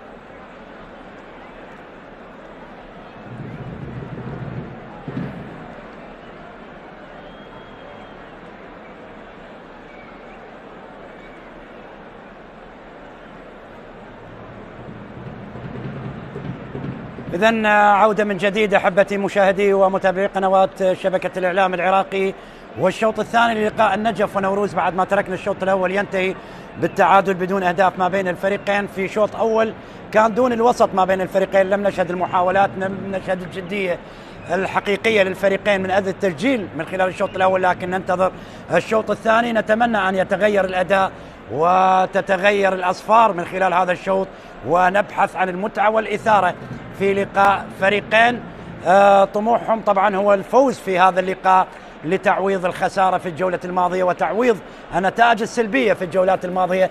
لذلك ما يبحث عن الانتصار، من يبحث عن الانتصار في هذا اللقاء هم أصحاب الأرض والجمهور فريق نوروز، والفريق الضيف أيضا فريق النجف لديه الطموح يكون كبير مع المدرب قحطان شثير الانتصار في هذا اللقاء والعودة من ملعب نوروز ب3 نقاط مهمة تعيد إلى الواجهة من جديد. هنا تغيير لفريق نادي النجف، هنا تغيير لفريق النجف، هذا إبراهيم هارون يشترك الآن كبديل أول لفريق النجف. إبراهيم هارون يشترك الآن اللاعب من النيجر مع تشكيل فريق النجف.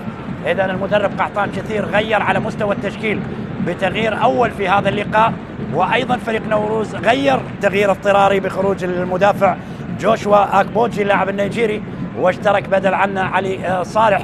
إذا فريق النجف غير لاعب وفريق نوروز غير لاعب. الفريق اللي بدأ يلعب من اليسار لليمين فريق نوروز بألوانه البيضاء الكاملة، وعلى اليمين فريق النجف أصبح بألوانه الزرقاء الكاملة. إذا سجاد علاء هو من غادر واشترك إبراهيم هارون في هذه اللحظات كتغيير أول المدرب قحطان شثير، لتصبح تشكيلة النجف محمد العمواسي، حسين عباس، علي فاز، حمدي الفقاز، جونيور اندوكا، طبعا إيفياني، علي رحيم، وأيضا إبراهيم هارون، أيمن لؤي، ورضا فاضل. وتشكيل فريق نوروز أصبح تشومان أحمد ومرسك، بالإضافة إلى علي صالح، محمد الحايك، محمد دلاور، أحمد إيسيا، روى يوسف، إبراهيم محمد، جوس فيتور، وكلاوديو أوليفيرا، ومروان حسين. كل فريق غير لاعب. كرة النقل الوسط الآن لنوروز الباحث عن الانتصار، هذا مارسك، عيدة لحارس المرمى تشومان أحمد. تشومان دوره إلى علي صالح قلب الدفاع لفريق نادي نوروز. كرة الوسط أحمد إيسيا، نقل الكرة الأمام من أحمد إيسيا، ضغط من قبل لاعبي الوسط للنجف. هناك خطأ على ندوكا جونيور لاعب القادم من أربيل، ضغط على جوس فينتو اللاعب البرازيلي صاحب الأهداف الأربعة والهداف لنوروز خلال هذا الموسم لغاية الآن. كرة عالية من شومان أحمد،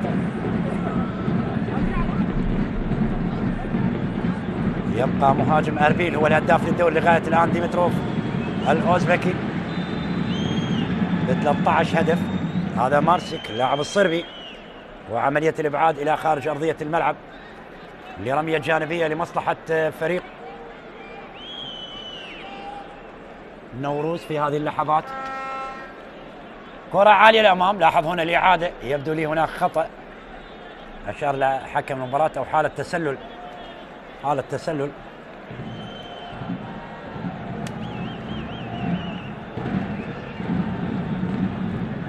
أيضا فيدليس كوكو لاعب ومهاجم الغراف أصبح لديه 12 هدف بعد ما سجل اليوم بنفس التوقيت لهذه المباراة في مرمى دهوك اللي انتهى الشوط الأول ما بين الفريقين بهدفين للغراف مقابل هدف واحد لدهوك.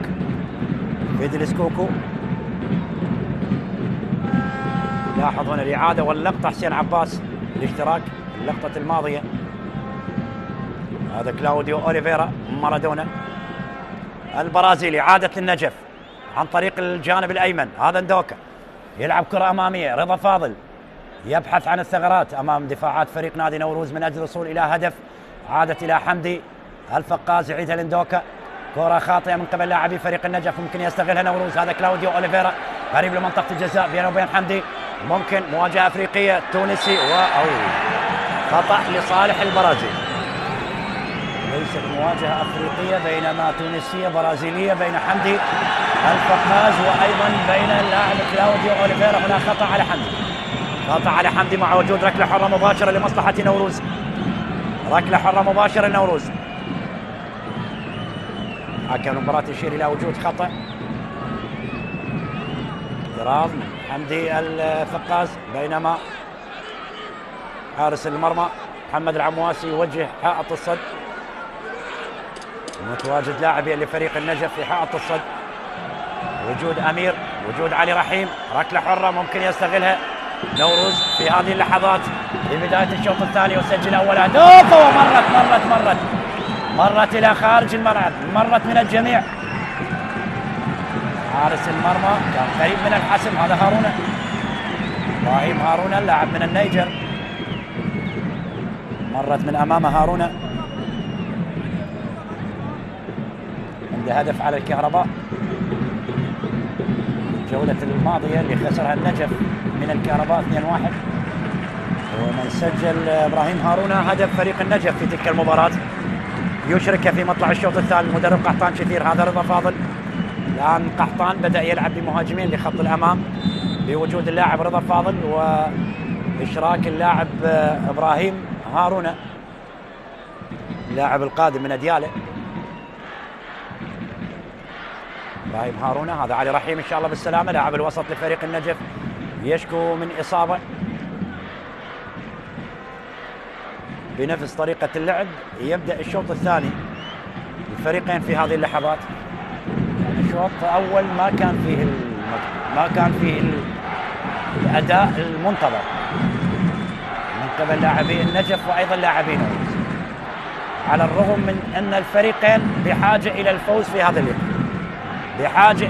في هذا اللقاء، ركلة حرة، علي فاز على التنفيذ، علي داخل منطقة الجزاء لمرمى نوروز، ممكن الآن النجف عملية الهجوم. الآن حسين قريب إلى الخط الجانبي، يتركه إلى خارج أرضية الملعب.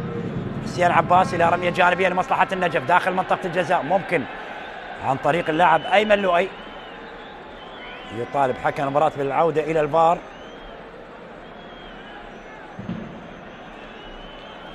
يطالب بلمسة يد لاعب المنتخب الأولمبي طبعا أيمن لؤي، انتقل من الغراف إلى النجف في فترة الانتقالات الشتوية. لاحظ الإعادة والضغط على أيمن لؤي مع وجود ركلة ركنية الآن للنجف، ركنية للنجف لغزلان البادية في هذا اللقاء تحت أنظار جماهير نوروز على القائم القريب. عملية الإبعاد المرتدة ممكن، هذا روى يوسف ينقلها للأمام، روى عملية الهجوم الآن ممكن نوروز، ممكن في هذه اللحظات نوروز عملية الهجوم هذا جوز فينتو البرازيلي، لكن مرت على جوز فينتو. تدخل ممتاز من اندوك، تدخل ممتاز من اندوك. هذا إيفياني، عملية تمرير للجهة البعيدة. أيمن من أمام القطع، أيمن لؤي عادة الوسط. أحمد إيسيا أيضا يخسرها لاعبي فريق نوروز. هناك خطأ ودفع واضح مع وجود ركلة حرة لصالح النجف، ركلة حرة للنجف. أحمد إيسيا يرتكب خطأ، أحمد إيسيا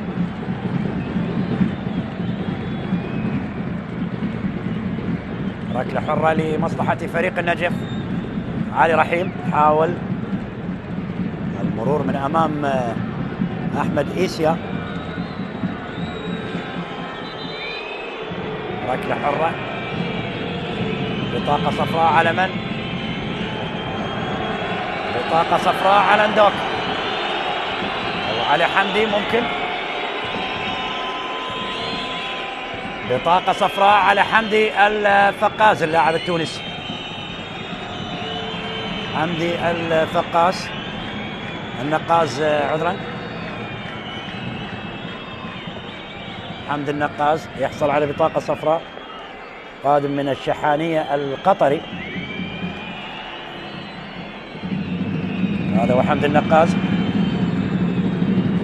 حارس المرمى شومان أحمد، ركلة حرة الآن للنجف، هدف أعتقد راح يحرك المباراة، هدف سيعطي طابع آخر للأداء للاعبين، يعطيهم حافز أكبر لو جاء هدف للنجف أو لنوروز في هذه الدقائق في هذه اللحظات. هذا علي فاز على التنفيذ، الركلة الحرة لغزلان البادية. النجف ممكن علي فاز على المرمى بالمباشر، والحارس شومان أحمد، شومان أحمد على دفعتين، لكن اعتقد مرت إلى ركنية، مرت إلى ركنية. قرار المساعد الثاني حسين علي بإشارة لوجود ركلة ركنية، مرت على شومان أحمد حارس المرمى لفريق نوروز. قوية كانت من علي فاز بالمباشر على المرمى، وبالفعل هي مرت إلى ركلة ركنية، مرت إلى ركلة ركنية. حاول أن يلحق بها شومان أحمد لكن مرت على شومان. ركنية الآن للنجف، ركنية للنجف على القائم الأيسر لمرمى فريق نوروز، مع تراجع لاعبي نوروز للدفاع عن المرمى. هذا حسين عباس على التنفيذ مع تقدم اندوكا، مع تقدم علي فاز. مدافعي فريق النجف للأمام داخل منطقة جزاء نوروز، البحث عن هدف في هذه اللحظات بالنسبة لفريق النجف.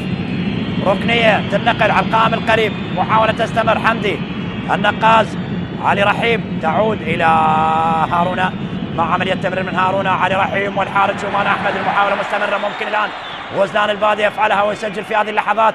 تستمر المحاولة على المرمى لكن بعيدة عن مرمى نوروز، بعيدة عن مرمى نوروز إلى خارج أرضية الملعب لركلة مرمى. لاحظ قحطان يطلب من لاعبيه التقدم للأمام، بحث عن الفرصة.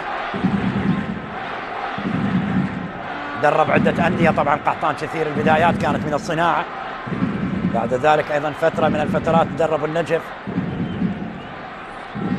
منتخبنا العراقي للناشئين للشباب، الشرطة أيضا، الطلبة، القوة الجوية، الميناء، نوروز. قحطان كثير اليوم يتواجد من جديد مع فريق النجف بعد ما قاد بال 2013، يعود بعد 13 سنة مدرب قحطان كثير لقيادة فريق النجف من جديد. كرة عادت من جديد، محمد دلاور داخل منطقة الجزاء، والحارس محمد العمواس، ومحمد العمواس محمد دلاور مدافع اليمين لنوروز لعب الكرة بهذه الطريقة. لاحظ الإعادة، مر بهذه الطريقة محمد دلاور ولعبها بالمباشر على المرمى، لكن العمواسي حارس المرمى لفريق النجف كان يقظ في اللقطة الماضية وعملية الإنقاذ. كرة من جهة اليسار، نوروز بعيدة إلى خارج أرضية الملعب، رمية جانب. هنا إيفياني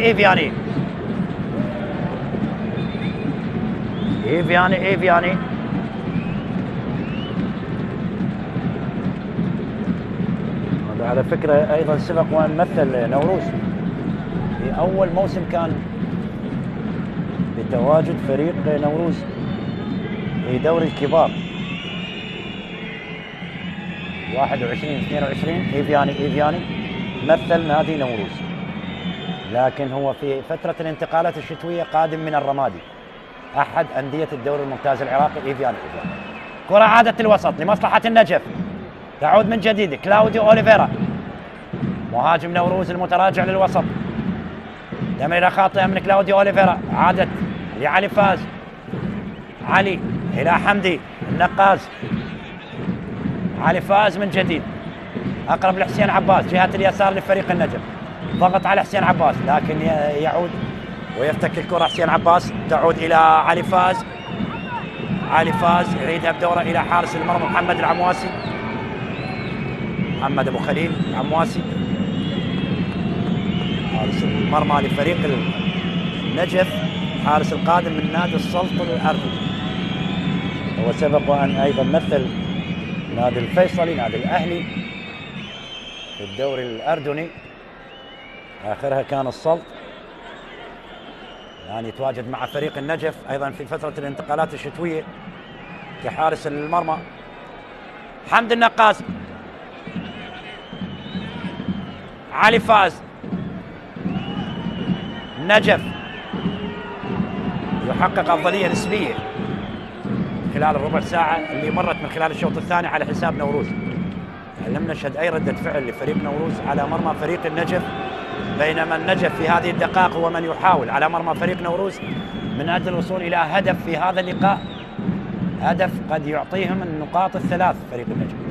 روى يوسف للوسط نوروز، كرة يتناقل لاعبي فريق نوروز، أقرب لي لأحمد إيسيا إلى مارسك محمد دلاور، قطع عن طريق حسين عباس إلى خارج الملعب لرمية جانبية، ولي أيضا يطلب من لاعبي التقدم للأمام، ولا خيار أمام النوروز وأمام النجف إلا الانتصار في هذا اللقاء. يعني حالة التعادل أكيد ما راح تكون مرضية لا لفريق النجف وأيضا لا لفريق نوروز. كلما تعاقبت الجولات وتستمر المعاناة للنجف وأيضا لنوروز. كرة الوسط، هذا روى يوسف، حاول فريق نوروز عملية تغيير من روى جهة اليسار، ممكن نوروز في هذه اللقطة محاولة خطيرة الآن داخل منطقة الجزاء، لكن حمد النقاز عملية الإبعاد تعود من جديد لمصلحة فريق نادي نوروز. أحمد إيسيا من جديد، أحمد إيسيا تبادل وذوهات ما بين لاعبي نوروز، وصلت لدلاور يسدد على المرمى محمد دلاور إلى خارج الملعب لركلة مرمى. كان ممكن يلعبها بشكل أفضل محمد دلاور، حاول إيجاد المساحة للتسديد على المرمى.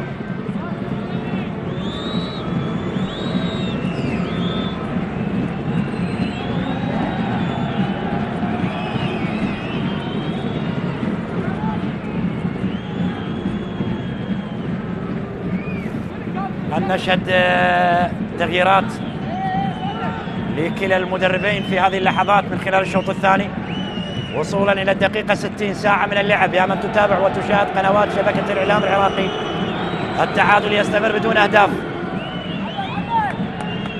وإذا ما تعادل الفريقين سيكون التعادل الثاني لنوروز وأيضا التعادل الثاني للنجف خلال هذا الموسم.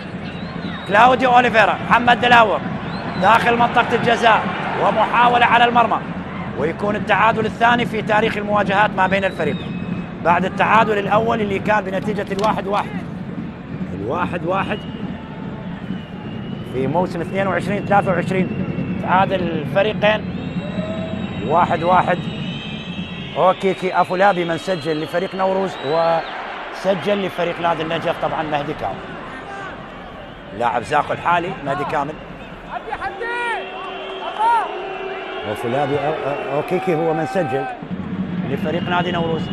كرة النقل الأمام، عادة الوسط إيفياني، يعيدها لجهة اليمين إيفياني، دوكا إيفياني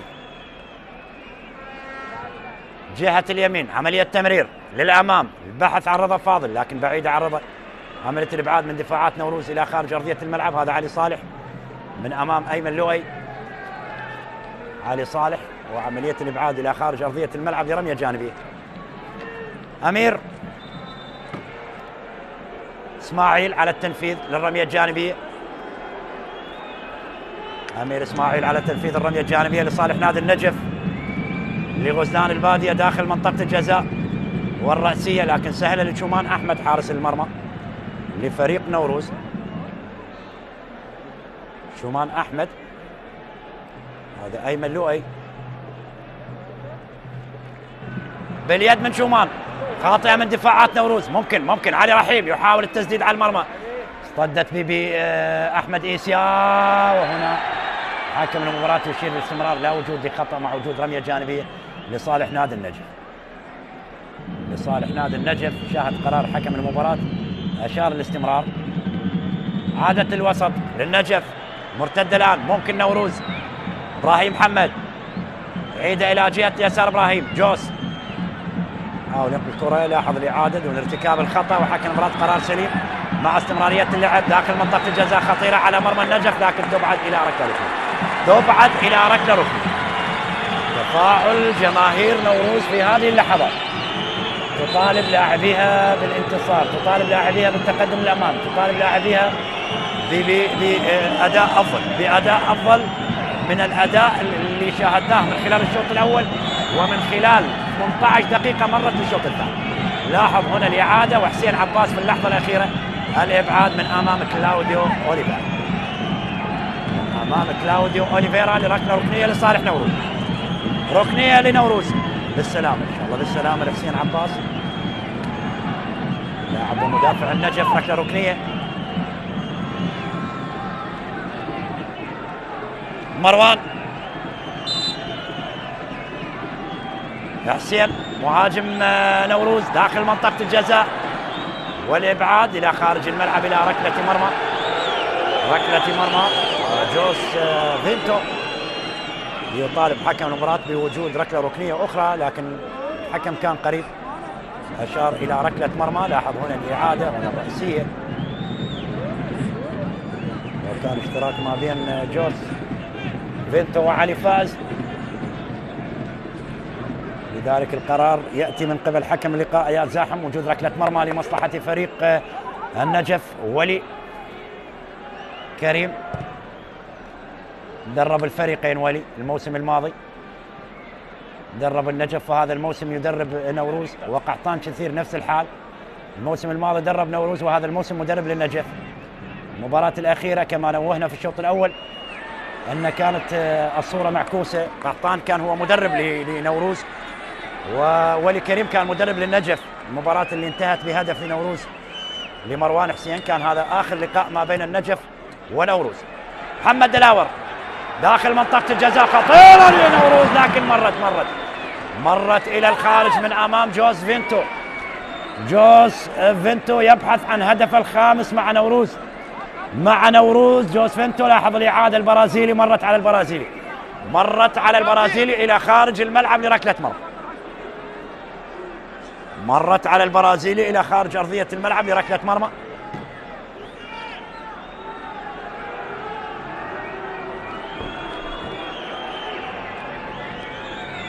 هناك لاعب يشكو من إصابة.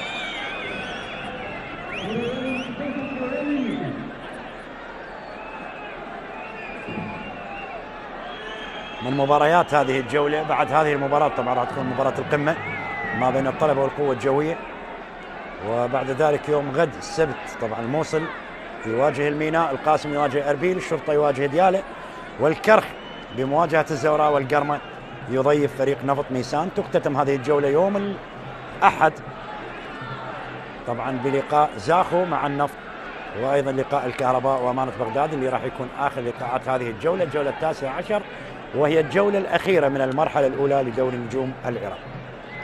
يوم الخميس طبعا مباراة القمة، المباراة المؤجلة ما بين الشرطة والزوراء. وأيضا هذه الجولة ستفتتح أيضا يوم الخميس، الجولة 20 راح تفتتح يوم الخميس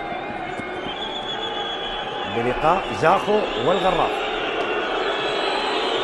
والمباراة المؤجلة الشرطة والزوراء. ركلة مرمى للنجف. جماهير نوروز تمنى النفس في هذا اللقاء بانتصار مع وجود تغيير الآن، تغيير لمصلحة فريق النجف، تغيير آخر للمدرب قحطان شثير.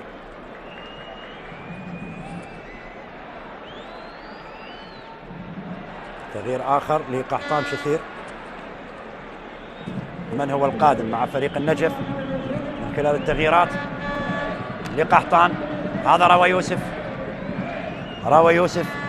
زين العابدين رائد هو اللي سيشترك الآن، لكن من هو المغادر من فريق النجف؟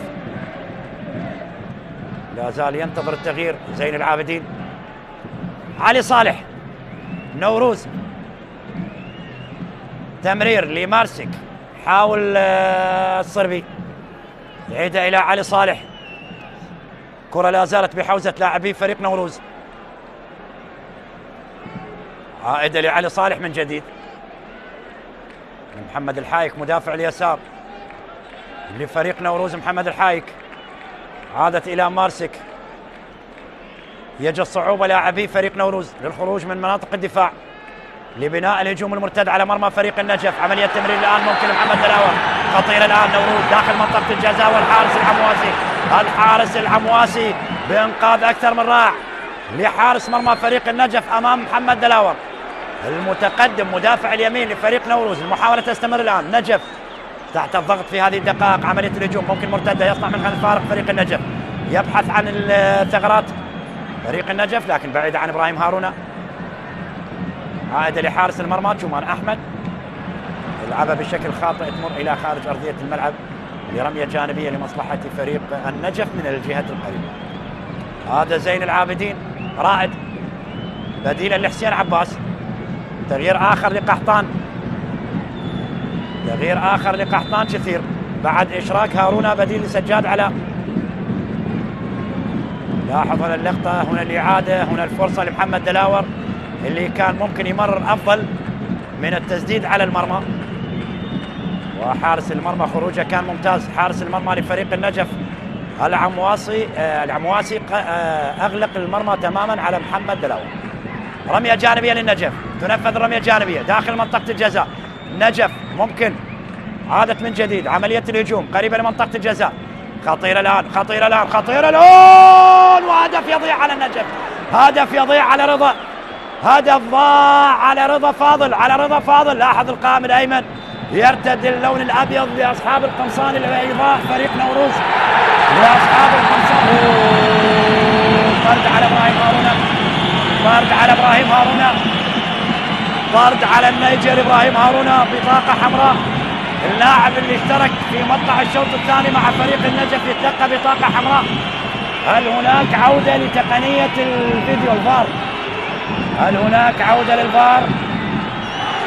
هارون مع دلاور وبطاقة حمراء، فرصة ضاعت للنجف وبعدها جاءت البطاقة الحمراء. قد تكون هذه نقطة التحول في هذا اللقاء، قد تكون نقطة التحول في هذا اللقاء، ضياع فرصة اللاعب رضا فاضل والبطاقة الحمراء اللي يتلقاها الآن إبراهيم هارون. قد تكون هذه نقطة التحول في المباراة بالنسبة لفريق نوروز. يعني مرماه يخلص من هدف كان قريب لرضا فاضل، وبعد ذلك بعد لم تنتهي الهجمة واللاعب إبراهيم هارون يتلقى البطاقة الحمراء. لاحظ الإعادة، ورضا حاول أن يودعها في المرمى لكن القائم الأيمن يرتدي اللون الأبيض لأصحاب الأرض والجمهور. لاحظ مرت من أمام رضا فاضل والقائم الأيمن يمنع هدف كان قريب جدا بتمريرة أمير إسماعيل، لم يلمسها رضا فاضل، ذهبت مباشرة إلى القائم الأيمن وضاعت فرصة على النجف، ضاعت فرصة على النجف. بطاقة حمراء لإبراهيم هارون، حمراء لإبراهيم هارون. يتحدث مع حكام الفار، حكم اللقاء اياد زاحم مع عصام فاضل.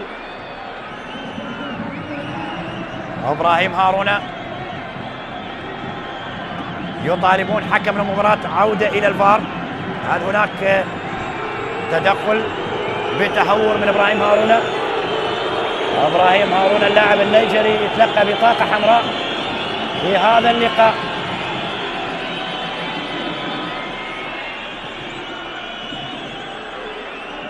هل كان ضرب متعمد من ابراهيم هارون؟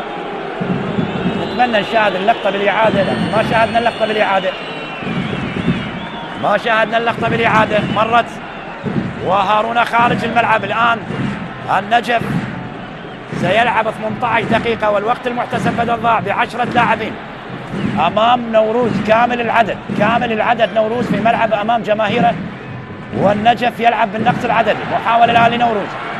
علي رحيم يفتك الكرة. عملية الهجوم الآن رضا فاضل من أمام عملية الإبعاد أو من أمام أيمن لؤي. تعود من جديد الآن لمصلحة فريق نوروز. محمد دلاور حاول ينقل الكرة قريبة لمنطقة الجزاء، وعملية اللف والدوران والتسديد من جوس، لكن مرت واصطدت بدفاعات النجف إلى خارج الملعب لركله. الآن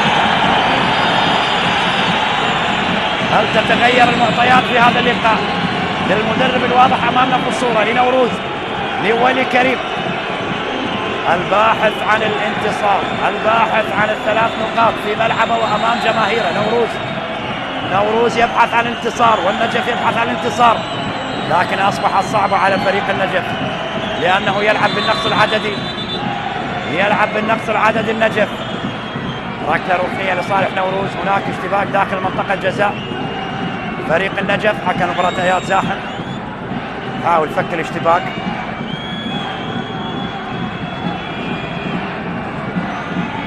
ان شاء الله بالسلامة اللاعب حمدي النقاز اللاعب التونسي القادم من الشحانية القطري. حمدي النقاز ان شاء الله بالسلامة.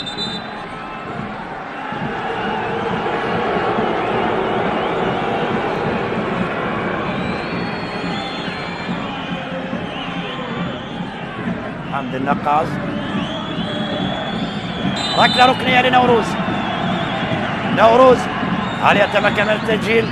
النجف هل يصمد ب10 لاعبين امام العدد الكامل لفريق نوروز؟ المحاولة تستمر عن طريق الجانب الايمن. محاولة محمد الحايك، وهناك تدخل على محمد الحايك وتبعد الى خارج الملعب لركلة ركنية لمصلحة فريق نادي نوروز، او هذا راوي يوسف لاعب الوسط اللي كان قريب في الهجمة على مرمى فريق النجف. ركنية أخرى لفريق نوروز على مرمى النجف. مروان يحاول أن يصل إلى مرمى فريق نادي النجف. مروان اللي سبق وأن أيضا مثل النجف طبعا مروان حسين، ويا مكثر الأندية اللي مثلها مروان حسين. تحدث عن الزوراء، عن الشرطة، عن الطلبة، عن النفط، عن أربيل، عن النجف. هنا محاولة لنوروز داخل منطقة الجزاء خطيرة. يا دلاور، محمد دلاور يضعها خارج المرمى. محمد دلاور اللي دائما يتقدم للأمام للمساندة الهجومية لفريق نوروز براسية مرت بجوار القائم الأيسر لمرمى النجف. بجوار القائم الأيسر لمرمى النجف. أي ربع ساعة أخيرة للمباراة ستكون مثيرة ما بين النجف ونوروز. لاحظ الإعادة، لاحظ اللقطة والتمريرة داخل منطقة الجزاء. لم يتعامل بشكل إيجابي اللاعب محمد دلاور ومرت إلى خارج الملعب. لاحظ الإعادة، مرت على مروان ومحمد دلاور حاول أن يضعها بهذه الطريقة في المرمى، لكن مرت على محمد دلاور. ركلة مرمى للنجف. بالسلامة لمحمد العمواسي حارس المرمى لنادي النجف. هذا محمد دلاور. الفرصة الثانية لمحمد دلاور على مرمى فريق النجف من خلال الشوط الثاني. الفرصة الأولى أنقذ الحارس محمد العمواسي، والثانية رأسية دلاور إلى خارج الملعب. هذا جمهور نوروز الحاضر بقوة على مدرجات ملعب نوروز، اللي دائما ما نشاهد الجماهير حاضرة وبقوة، خصوصا في ملاعب إقليم كردستان. في ملاعب الأندية الشمالية في إقليم كردستان دائما ما تمتلئ المدرجات على آخرها. واليوم حضور جماهيري لجماهير نوروز لمؤازرة فريق نوروز في هذا اليوم. كرة عالية للأمام. نوروز مارسك. محمد دلاور قريب منه روى يوسف، ينقل الى روى يوسف، حاول التقدم روى، عيد كلاوديو اوليفيرا مع التمرير من كلاوديو اوليفيرا، عائده من مارسك الى علي صالح، علي صالح عيدها الى مارسك بدوره، كرة لا زالت لروى يوسف، يحاول التقدم روى، عملية تمرير الأمام، أقرب لزين العابدين اللي اشترك باللحظات مع فريق النجف، روى من جديد، عملية الهجوم الآن قريبة لمنطقة جزاء النجف، غلوها داخل منطقة الجزاء، هذا كلاوديو أوليفيرا لكن مرة أوليفيرا كان في موقف تسلل، كلاوديو أوليفيرا في موقف تسلل، راية على كلاوديو أوليفيرا، راية على كلاوديو أوليفيرا.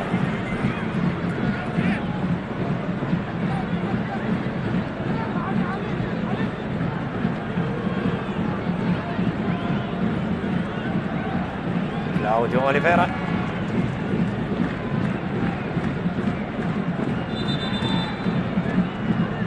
هذا رضا فاضل، كانت تحتاج فرصة النجف إلى لمسة من رضا فاضل يضعها في المرمى ويبعد كل إشكال، وما حصل بعد الهجمة للاعب ابراهيم هارون اللي طرد بالبطاقة الحمراء.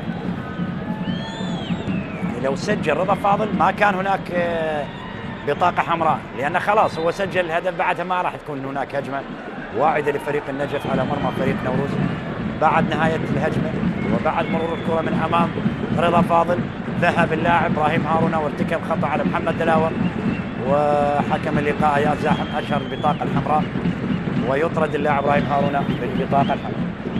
هنا خطأ لنوروز، أحمد إيسيا إلى علي صالح، علي صالح،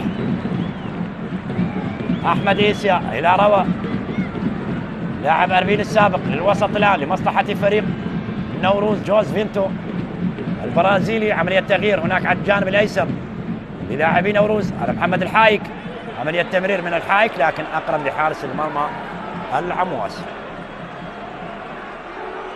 محمد العمواسي. مروان سبق وأن حصل على لقب الهداف للدوري العراقي مع نادي الشرطة موسم 2014-2015. مروان حسين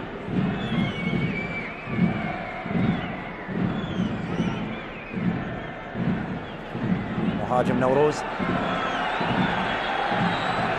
تمريرة أمامية روى زين العابدين، عملية الإبعاد من زين العابدين تعود من جديد لنوروز اللي يحقق الأفضلية لغاية الآن على فريق النجف بعد حالة الطرد، بعد حالة الطرد، لكن النجف بدأ الشوط الثاني بشكل ممتاز، النجف بدأ الشوط الثاني بشكل ممتاز ووصل بعدة فرص لمرمى فريق نوروز، المحاولة خطيرة الآن، خطيرة وهدف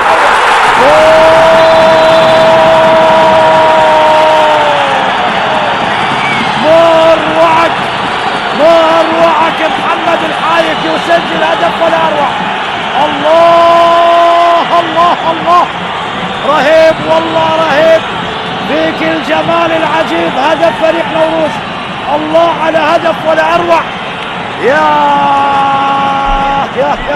انتظرنا هذا الهدف، انتظرنا هذه اللقطة وهدف ولا أروع. الله على اللقطة الجميلة، على الهدف الجميل. لاحظ هنا الإعادة، لاحظ هنا اللقطة، هنا المحاولة نوروز، الله الله الله الله الله، لاحظ الإعادة، 1-2 الآن مع التمريرة، وهنا التسديدة على المرمى وهدف تغالط الحارس محمد العماسي ليسجل فريق نادي نوروز أول أهداف المباراة. الله على هدف، الله على هدف، على هدف جميل، هدف رائع. أو هذا مروان، هذا مروان، هذا الفنان، هذا مروان الفنان يسجل، أو إبراهيم محمد هو من سجل الآن لنوروز. كنا نتوقع الحايك من سجل ثم مروان، والآن إبراهيم محمد صاحب التسديدة القوية على المرمى، وهدف وما أجمل من هدف لفريق نوروز. الله على إبراهيم محمد، الله على إبراهيم محمد، يسجل هدف ولا أروع لنوروز في مرمى النجف. يسعد الأنصار، يسعد المحبين، أنصار فريق نادي نوروز على المدرجات حاضرين مؤازرين بهدف جميل، والنقص العددي هو مؤثر بشكل كبير لفريق النجف. يستغل فريق نوروز ويسجل أول أهداف المباراة عن طريق اللاعب محمد إبراهيم محمد هو من سجل دقيقة 81 هذا أيمن لؤي.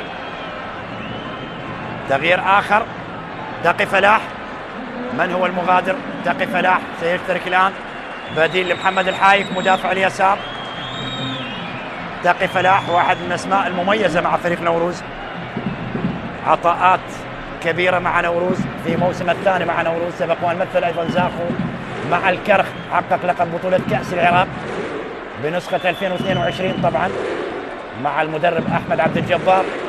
الكرخ عندما توج بلقب التاريخي الأول كبطل لكأس العراق، تقي فلاح كان موجود مع فريق الكرخ في تلك الحقبة، مع فريق الكرخ المميز اللي يقدم أيضا مستويات أكثر من رائعة خلال هذا الموسم مع مدربه السوري أيمن الحكيم. هنا خطأ، ركلة حرة، ركلة حرة. علي فاز يحصل على خطأ. إذا هدف لنوروز، لا شيء للنجف. هل تستمر معاناة النجف؟ هل هي خسارة جديدة؟ هل هي الخسارة ال15 والانتصار السابع لنوروز في حال انتهت المباراة بهذه النتيجة؟ بالسلامة لعلي فاز، هدف ولا أروع سجل عن طريق اللاعب إبراهيم محمد لاعب الوسط. هنا تغيير آخر لفريق النجف، تغيير آخر، أسامة عنبر. إذن أسامة عنبر اللاعب اليمني سيشترك الآن مع تشكيل فريق النجف، اللاعب اللي سبق وأن مثل أيضا مثل الكهرباء والميناء. أسامة عنبر سيشترك مع فريق النجف في هذه اللحظات. بالسلامة إن شاء الله لعلي فاز. الوقت بدأ يدرك فريق النجف ويقرب فريق نوروز الانتصار السابع. فريق نوروز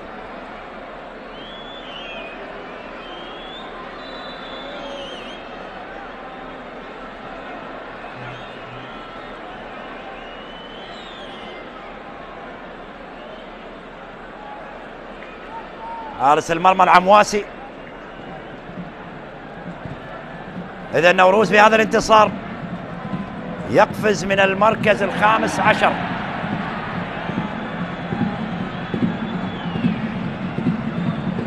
إلى المركز ال12، يتقدم 3 مراكز في حال تحقيق الفوز. وأنهى المباراة بهذه النتيجة. عملية الهجوم الآن ممكن فريق نوروز يصل إلى هدف ثاني، خلاص يخلص المباراة. إذا ما سجل الثاني نوروز راح المباراة تماما، ستنتهي والأمور ستكون واضحة لجماهير نوروز للاعبي نوروز، والأمور تزداد صعوبة لفريق النجف. يعني نقطة التحول في المباراة هي حالة الطرد وضياع فرصة اللاعب رضا فاضل. لاحظوا هنا الإعادة واللقطة، هناك خطأ لمصلحة فريق نوروز. هنا مروان حسين والتدخل من إيفياني يتلقى بطاقة صفراء. في تصوري انه قحطان كثير ما راح يكمل المسيرة مع فريق. هذا أسامة عنبر اللي اشترك مع فريق النجف. 5 دقائق تفصل عن النهاية الكاملة للمباراة. عاد الوقت اللي يضيفه حكم اللقاء اياد زاحم. يا من تتابع وتشاهد قنوات شبكة الإعلام العراقي لدوري نجوم العراق لموسم 25-26، محاولة تستمر النجف بالنقص العددي. هل يتمكن من تعديل النتيجة؟ محاولة تستمر فريق النجف، عند القدرة ممكن يعود داخل منطقة الجزاء، لكن سهلة لجومان أحمد حارس المرمى لنوروز. جومان، هذا أيمن لؤي، روى يوسف، روى محمد دلاور. عائدة لدفاعات فريق نوروز. جهة اليسار تقي فلاح اللي اشترك قبل لحظات. عملية تمرير الأمام، تقي، لا زالت الكرة بحوزة لاعبي فريق نوروز. هناك عملية الدفع خطأ يحتسب حكم المباراة لمصلحة فريق النجف. هذا أسامة عنبر، جوس فينتو.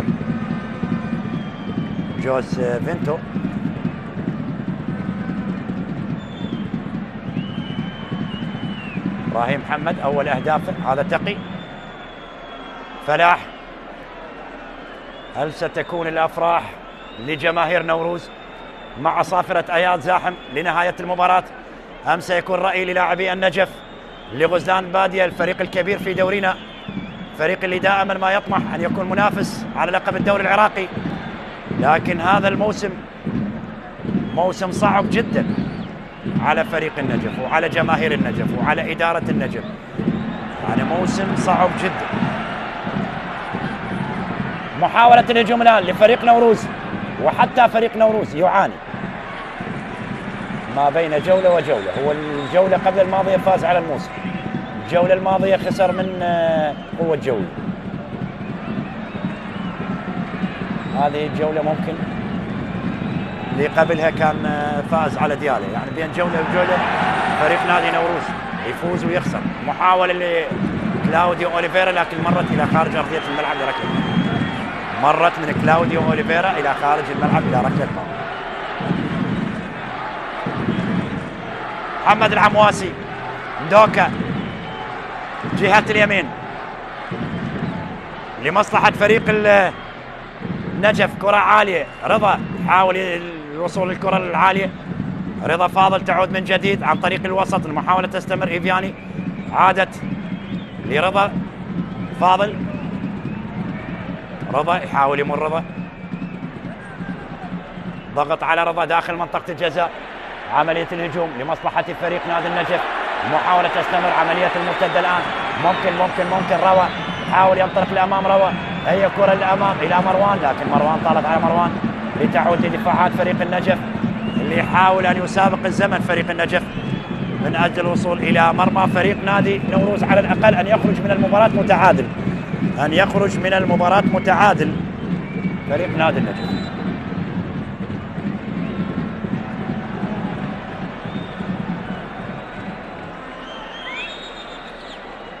هذا هو رضا الواضح في الصورة، هذا ويلمار كروز اللاعب الكولومبي أيضا اشترك مع تشكيل فريق النجف. ويلمار كروز هذا من الدوري الكولومبي من كوكوتا ديبورتيفو كوكوتا. هناك تغيير، مروان، محمد رضا جليل بديلا لمروان حسين، تغيير آخر للمدرب ولي كريم. شاهدنا في الدقائق العشر الأخيرة هناك تغييرات عديدة. مروان حسين يغادر ويتلقى بطاقة صفراء لتعمد تأخير اللعب. حكم مباراة أياد زاحم يطلب من مروان الخروج بشكل أسرع ودخول محمد رضا جليل. يشترك الآن محمد رضا جليل مع لاعب آخر مع تشكيل فريق نادي نوروز. دخول اللاعب بول، هذا ابراهيم صاحب هدف المباراة الوحيد، بول كومولافي النيجيري يشترك. هذا الهدف الجميل، هذا الهدف الرائع عن طريق ابراهيم محمد. الله، قوية لا تصد ولا ترد، حاول من خلال الحارس العمواسي لكن صعبة كانت على العمواسي، ارتطمت بالعارضة وهزت الشباك وأفرحت الجماهير لنوروز واهتزت المدرجات بهدف اللاعب ابراهيم محمد اللي يتلقى التحية من المدرب ولي كريم. هدف ثاني لنوروز. يا مخرجنا يا حبيبنا، أين كنت في هذه اللقطة؟ مخرج المباراة كان بعيد عن هذه اللقطة، وهناك حالة تسلل، يبدو لي حالة تسلل. نوروز يصل إلى هدف ثاني. لاحظ هنا الإعادة، هنا تقي اللي مررها داخل منطقة الجزاء، واللمسة كانت عن طريق اللاعب بول كومولافي اللاعب النيجيري، اللي اشترك، واعتقد كان متسلل اللاعب بول كومولافي. اعتقد راح يلغى الهدف. تشيكينج جول.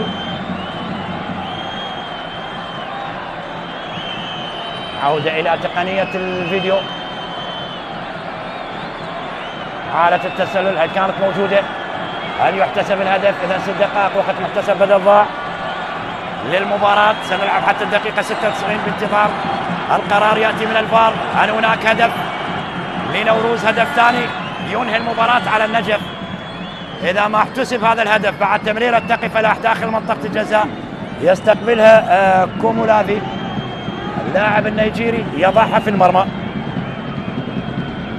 هو قادم من دوشنبه الطاجيكي اللاعب كومولافي قادم من نادي دوشنبه الطاجيكي.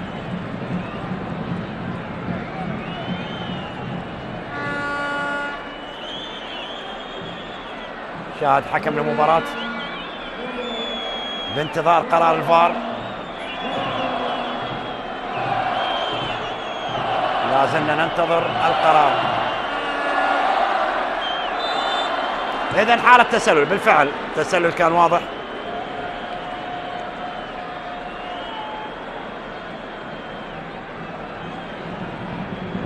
مرور الآن للنجف داخل منطقة الجزاء. هل يفعلها النجف ويعدل؟ لكن مرت إلى خارج أرضية الملعب لركلة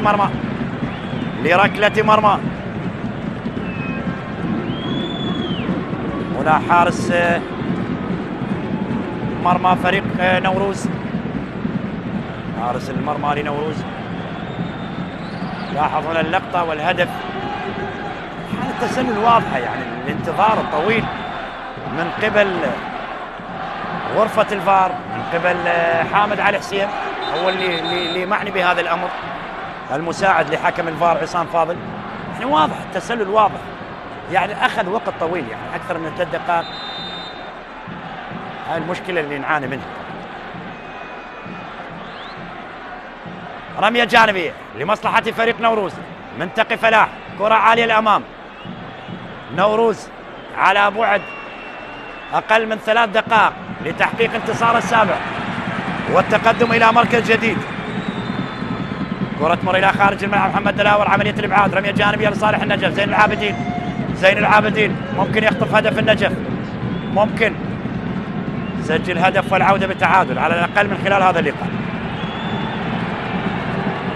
كرة تمر إلى خارج الملعب. لاحظ ردة الفعل والضغط الموجود على لاعبي نوروز والضغط الموجود على لاعبي النجف للنتائج السلبية المتحققة في الجولات الماضية. يعني فريق خاسر في 14 مباراة، الآخر خاسر في 11 مباراة من أصل 19 أو 18 مباراة عدا هذه المباراة اللي تجمع الفريق. كرة النقل الأمام، عملية الهجوم. محمد رضا لكن بعيدة تصل إلى علي. مرور ناجح لعلي فاز. يمر الكرة الأمام. هذا ندوكة حاول هي كرة داخل منطقة الجزاء، ومرت على أيمن لؤي. مرت بنفس الطريقة اللي مرت على رضا فاضل وضاعت الفرصة الأثمن لفريق النجف من خلال الشوط الثاني. هذا قحطان يبحث عن أيام زمان والتألق مع الأندية اللي قادها نادي الصناعة كأفضل مركز في الدوري العراقي، هو المركز الثالث في موسم 2010-2011، موسم اللي توج من خلاله فريق الزوراء بطلا للدوري العراقي. لاحظ هنا الإعادة وأيمن لؤي كان في موقف تسلل، أيضا كان في موقف تسلل أيمن لؤي. حالة تسلل. ينفذ الخطأ. دفاعات النجف إلى خارج أرضية الملعب. رمية جانبية لصالح نوروز. رمية جانبية لنوروز. رمية جانبية لنوروز.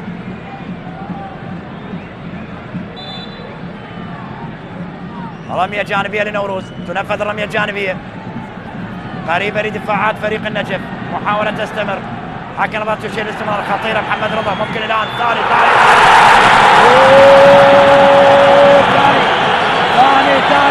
خلاص. محمد رضا يختم بالشمع الأحمر على المباراة. وهدف ثاني. هدف ثاني لمحمد رضا في الدوري العراقي بعدما سجل في مرمى نادي القاسم. الآن يسجل الهدف الثاني مع فريق نوروز، وهدف الثاني لنوروز في مرمى النجف. خلاص نوروز هدفين، النجف لا شيء. لاحظ الإعادة، لاحظ اللقطة. محمد رضا بديل ناجح للمدرب ولي كريم، يضعها على يمين حارس المرمى محمد رضا. لفريق النجف محمد العمواسي ليضيف هدف آخر، هدف ثاني، هدف قاتل في مرمى النجف. خلاص نوروز الآن إلى النقاط الثلاث وإلى المركز الثاني عشر مؤقتا، وانتصار السابع هذه المرة على حساب نادي النجف اللي يتلقى الخسارة الخامسة عشر. الخسارة الخامسة عشر في 19 مباراة، 15 خسارة أمام 3 انتصار ونتيجة واحدة انتهت بالتعادل لفريق النجف. الأمور انتهت نوروز وسعيدة جماهير نوروز، وتستمر معاناة جمهور فريق النجف. كرة النقل الوسط، عملية تغيير هناك على الطرف الأيمن لصالح النجف. ما أعتقد راح الوقت يسعف النجف، ما راح يسعف النجف الوقت، خلاص هو انتهى الوقت. والآن نلعب في الدقيقة الثامنة من الوقت المحتسب بدل ضاع. كرة من جهة اليسار، زين العابدين. زين العابدين. نادي النجف يحتاج إلى وقف، يحتاج إلى وقف من كل المعنيين في المحافظة، من جمهور، من إدارة. يحتاج وقفة كبيرة فريق النجف بسبب النتائج السلبية والمتواضعة والنتائج الغير مرضية. إذن في هذه الأثناء أيها الأحبة مشاهدينا ومتابعينا عبر قنوات شبكة الإعلام العراقي، حكم اللقاء أياد زاحم يوفق السافر النهاية الكاملة للقاء نوروز والنجف، لينتهي هذا اللقاء بفوز نوروز بهدفين مقابل لا شيء لفريق النجف، ليتلقى الخسارة الخامسة عشر، وفريق نادي نوروز يذهب إلى الانتصار السابع له خلال هذا الموسم مع مدربه ولي كريم. نبارك لفريق نوروز وجماهير نوروز هذا الانتصار، ونكرر هذه العبارة: هارد لك للنجف ولجماهير النجف، وإن شاء الله نتمنى عودة فريق النجف لسابق عهده عندما كان يقارع الكبار. نلقاكم في مواعيد جديدة، مباراة قادمة. تقبلوا كل التحيات مني معلق المباراة جمال الدراجي.